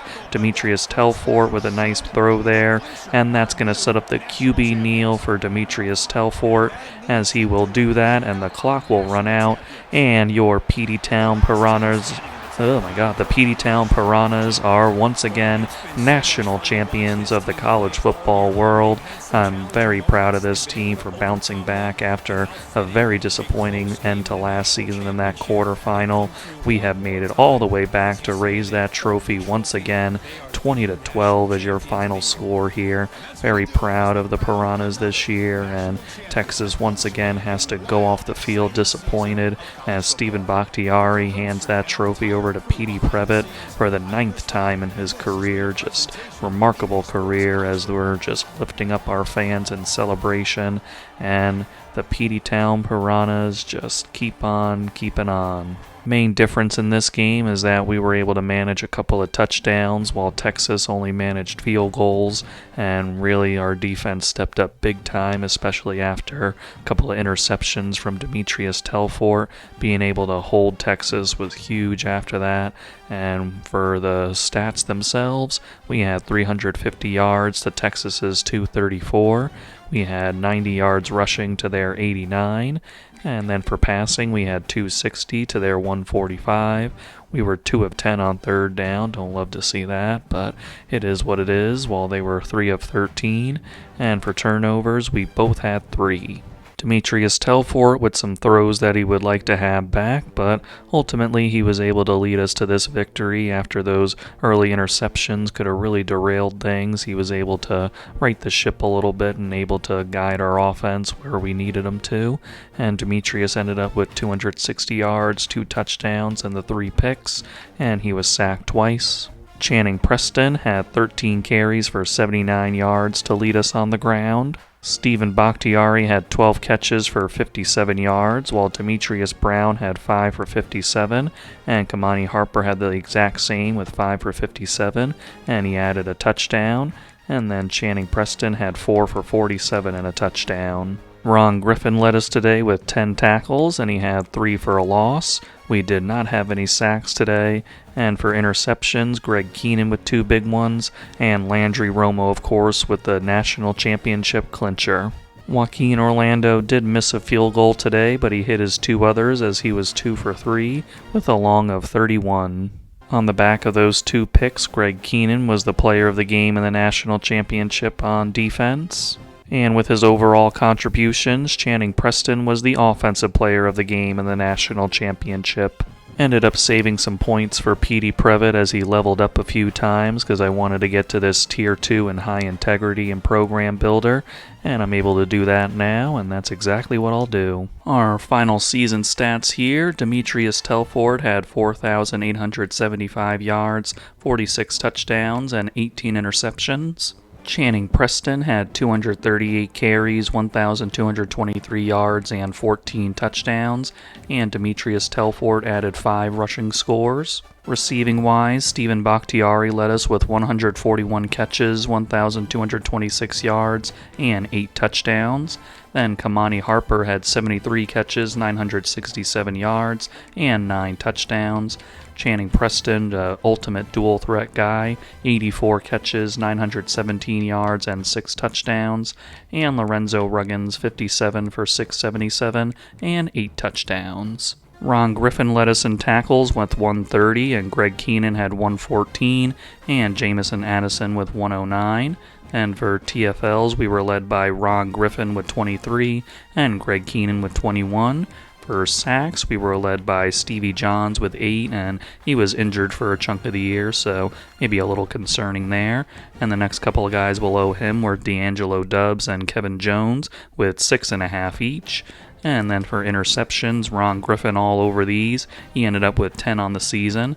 Then we got 5 each for Greg Keenan, Landry Romo, and Luis Moe. Then you got 4 from Jamison Addison, 3 from Talia Chung and Walt Bender, and 2 from George Heredia, and 1 each for Tony G and Taekwon Paul. And then moving on over here, for defensive touchdowns, we got 1 each for Landry Romo, Jamison Addison, George Heredia, and Tony G, as well as Joel Okorafor. And then for pass deflections, 13 for Ron Griffin, while Bender got 12 and 11 for Landry Romo. And then for forced fumbles, got a few here, 2 for Stevie Johns, 1 for Otis Moody, and 1 for D'Angelo Dubbs. And fumble recoveries, we had 3 with Joel Okorafor getting 1, as well as Damian Suttle and Marquise Naylor. And then for blocked kicks, none here. And for safeties, we did not get any this year, so that was our defensive contributions. Joaquin Orlando with a decent freshman season as he made 19 field goals of 24 attempts. That was good for a 79%, and his long was 55. Jet Award winner Demetrius Brown ended up with 43 kick returns with 1,020 yards, and he had a 23.7 average and returned 3 kicks for touchdowns. For career stats, we're going to start in the receiving category with Stephen Stephen Bakhtiari. He had 316 catches, 2,981 yards, and 22 touchdowns. For his career, Jamison Addison had 268 tackles, 14 for a loss, and 7 interceptions. And moving right along, he had 2 defensive touchdowns, and he had 17 pass deflections, and then finally 1 fumble recovery. Ron Griffin ended his career with 253 tackles, 33 for a loss, and 4 sacks. All 10 of his interceptions came this season. And then moving right along, he had 14 pass deflections. Talia Chung had 189 tackles, 18 TFLs, and 6 interceptions. And then he had 14 pass deflections, and he had 1 forced fumble. Luis Moe leaves us with 177 tackles, 6 for a loss, and an outstanding 17 interceptions. And then he also had his 15 pass deflections, and moving right along, he had 1 fumble recovery. We'll see if that medical redshirt year applies to Stevie Johns, but if it doesn't, he finished his career with 26 sacks. 8 Peteytown Piranhas are looking to maybe transfer this offseason and had a big issue with playing style for some guys, as some guys didn't like that we were giving up a lot of passing yards on defense, and other guys weren't happy with that we weren't getting a lot of yards on offense. So we'll see what we can do here. And first up is going to be Landry Romo. He's one of those guys who thought we gave up too many yards, and he will not be coming back, unfortunately.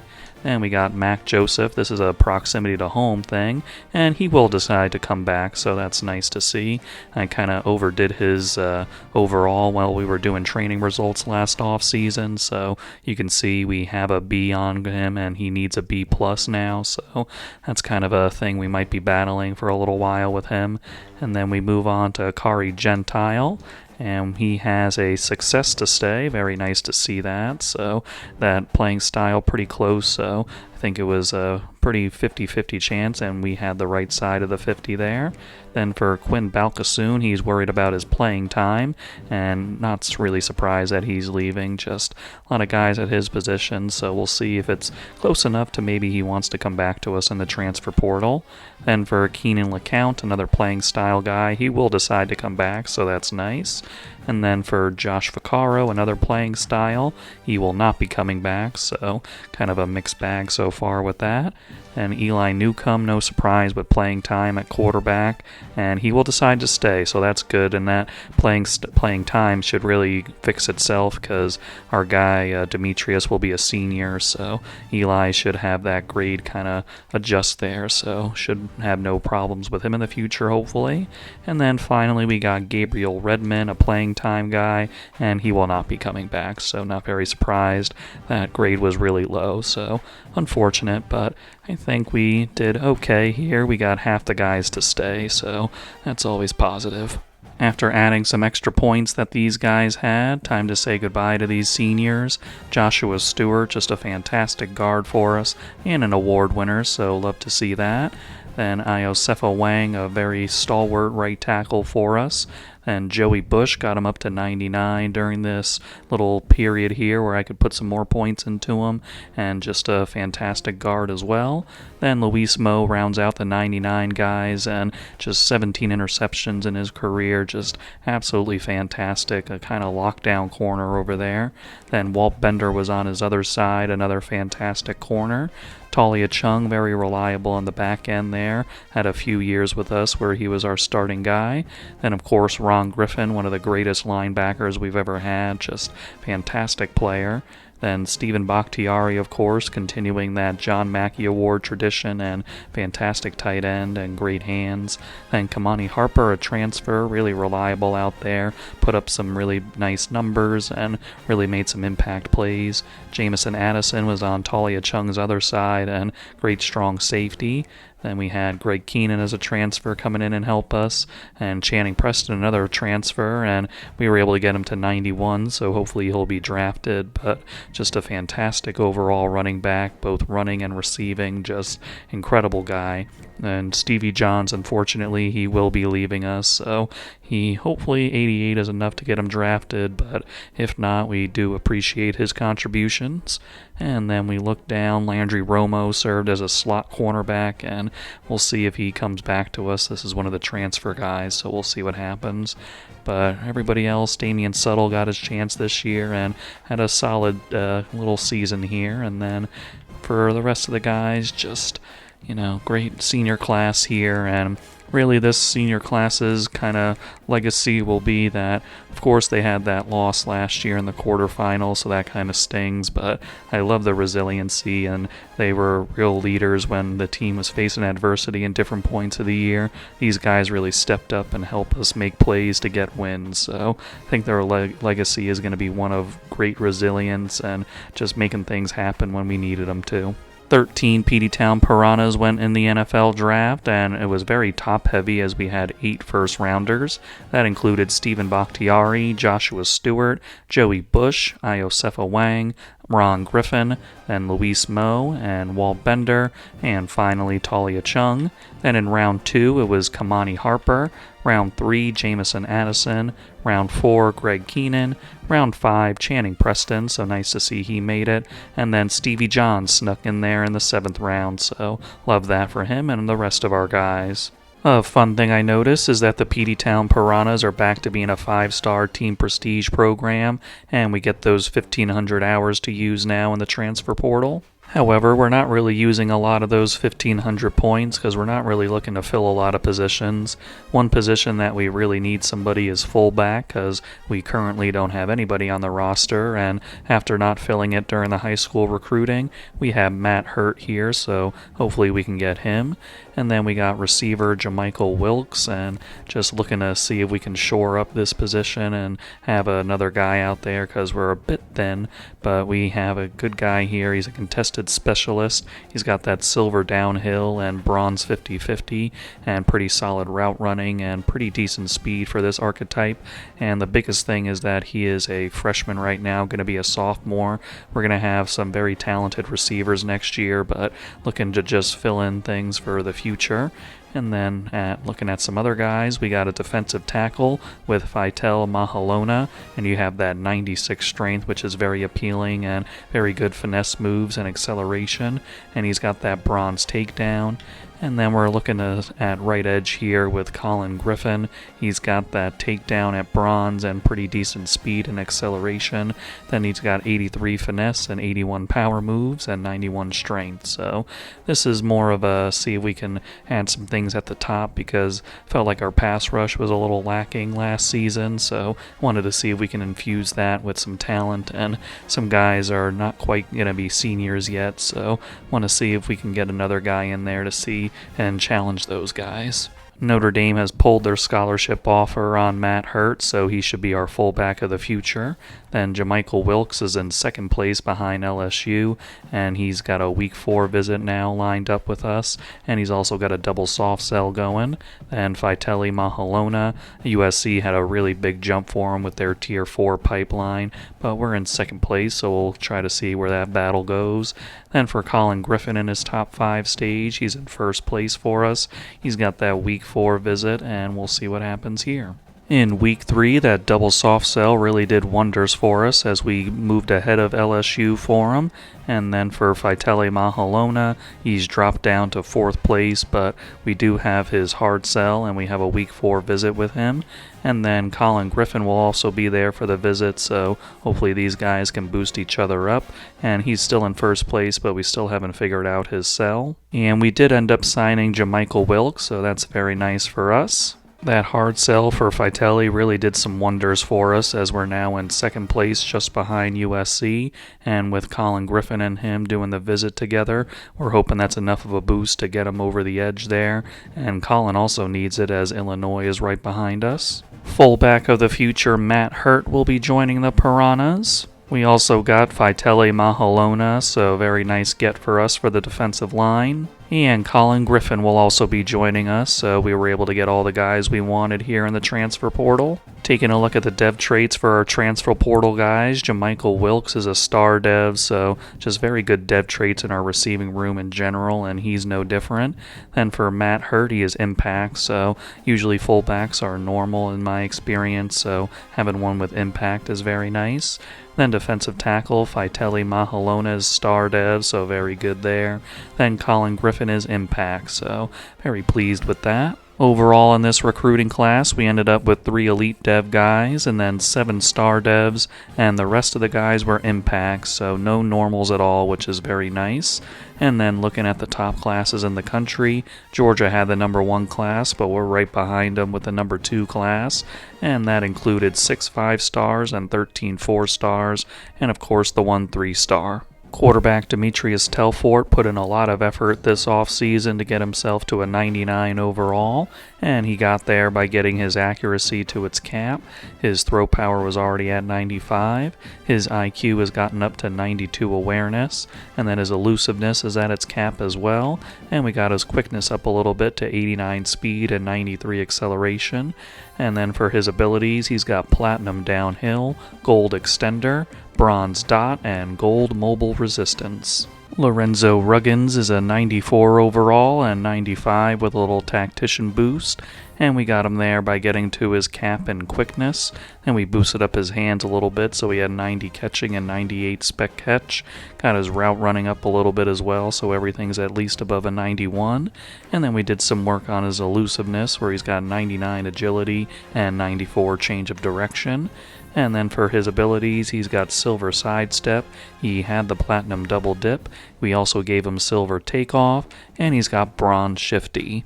Demetrius Brown is also a 94 overall, 95 with Tactician Boost, and for him, his quickness was already maxed out, and his hands have got to 90 catching. His route running is nearly perfect, as he's got 99s in short, medium, and deep, and his release is at 91. And we got his elusiveness up, and his agility's at 99, as well as his change of direction. And then for his abilities, he's got Silver 360, he had the Platinum Cutter, he's also got Silver Double Dip, and Silver Sidestep. Trevor Christie is an 88 overall, 90 with Tactician Boost, and for him, his quickness has been maxed out, where he's got 96 speed and 99 acceleration. Then for his hands, he's got 90 catching. Route running pretty much stayed the same here. Then his elusiveness was boosted up, where he's got that 99 agility and 94 change of direction. And then for his abilities, he's got Bronze 360, and then he had the Platinum Cutter and Double Dip, and we also gave him Bronze Sidestep. Dylan DeLuca is looking to continue our trend of fantastic tight end play, as he's a 95 overall and 98 with Tactician Boost. And for him, his route running has been maxed out, as well as his hands, and then we got his blocking up a significant amount. Then we got his power up a little bit, and his quickness was already maxed out. And for his abilities, he already had the Platinum Sure Hands, and we also got him Platinum Outside Shield. Guard Frederick Woods is another 99 overall player, and he's got that well-rounded archetype, and it is very true, as he's very fantastic at everything. His run blocking is maxed out, his pass blocking's maxed out, his power has reached its cap, his IQ has gotten all the way maxed out, and his footwork is amazing, and his quickness is very high. And then for his abilities, he's got Platinum in everything except Strong Grip, just because that power cap really prevented him from getting anything there. But he's got Platinum Pocket Shield, Outside Shield, Option Shield, and Inside Shield. Offensive tackle Sammy Malik is a 96 overall, 98 with the boost, and for him we got his pass blocking to its cap, his run blocking has been maxed out, as well as his power, and we got his IQ to a solid 89. And then for his abilities, he had the Gold Pocket Shield, and he also has Platinum Outside Shield, Strong Grip, and Option Shield, and he has Bronze Inside Shield. Tackle Madison Schwenk is 94 overall, and for him, his pass blocking has reached its cap, and his run blocking has been maxed out. Also got his power up a little bit, and his IQ to its cap. And then for his abilities, he's got Platinum in Quick Step, Option Shield, Outside Shield, and Quick Drop. D'Angelo Dubs is an 86 overall, 88 with a tactician boost, and honestly we didn't do much to his overall, just boosted his run stopping a little bit, but for his abilities, he didn't really work with any abilities last season, but now he's got gold pocket disruptor and duress, and also gold takedown. On the other edge, it's going to be a battle between Taj Higgins and Jamichael Heggie for who goes into what position or how things break out there, but wanted to point out that they're both also 86 overall, but Taj has a little extra boost at 89 while Jamichael's 88, and Jamichael has that gold pocket disruptor and bronze takedown, and Taj has the bronze workhorse and platinum takedown. Vitelli Mahalona is an 88 overall, and he had good base skills to work with already, but his run stopping had met its cap already, as well as his finesse moves, so he really did work in his IQ. And then for his abilities, he's got the silver takedown. And then looking at the rest of this position, got a lot of guys that could contribute. You got Nate Reinhardt, who's actually listed above him, even though they're the same overall with the boost, but Nate is a little lower in true overall at 84. And everybody's got some abilities and different things that they bring to the table, so got to make some decisions here at defensive tackle as far as where everybody belongs. Deacon Killebrew gives us a 99 overall player on defense at linebacker, and he got his quickness maxed out to 99 acceleration and speed. His pass coverage is up to 95 zone and 89 man. Then for run stopping, he's maxed that out. IQ is up to 81 in awareness and play rec. And then for his abilities, he's got gold blow up and platinum wrap up.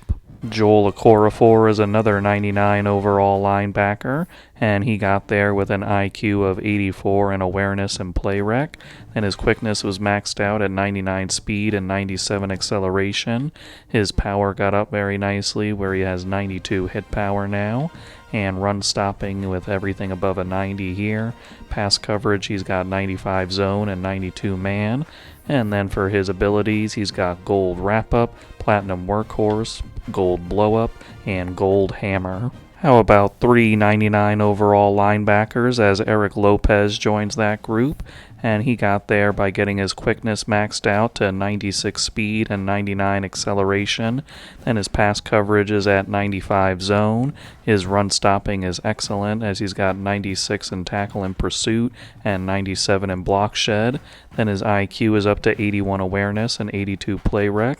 Then we also boosted his hit power a little bit. And then for his abilities, he's got silver wrap up, gold blow up, and silver hammer. The 99 overalls keep on coming for this team as cornerback Tyquan Paul joins those ranks. And for him, his man coverage has reached its cap. His zone coverage has gotten to 91 with 95 play rec. His quickness had already been maxed out. And then for his abilities, he's got gold blanket coverage, silver jammer, platinum house call, bronze ball hawk, and gold knockout. Looking back on this season for the Peteytown Piranhas, getting back to the national championship and winning it, especially after last season's disappointment, was really amazing. And to claim another national championship for this program, and they did it in a style that we have not really seen before from the Peteytown Piranhas. We have a lot of history of being able to blow teams out and just take control and do things like that, but this team was a little different, as we had a lot of close games, a lot of games that we had to just really show our mettle and really make the plays to win, and we were able to do it this year, so I'm happy about that we were able to get those wins in the win column to make this another undefeated season for us. And I think we have a really talented group next year, a lot of very talented guys, so I think we're going to be able to do it again next year, but of course we got to do it on the field and prove it out there. I'll see you guys in the next video.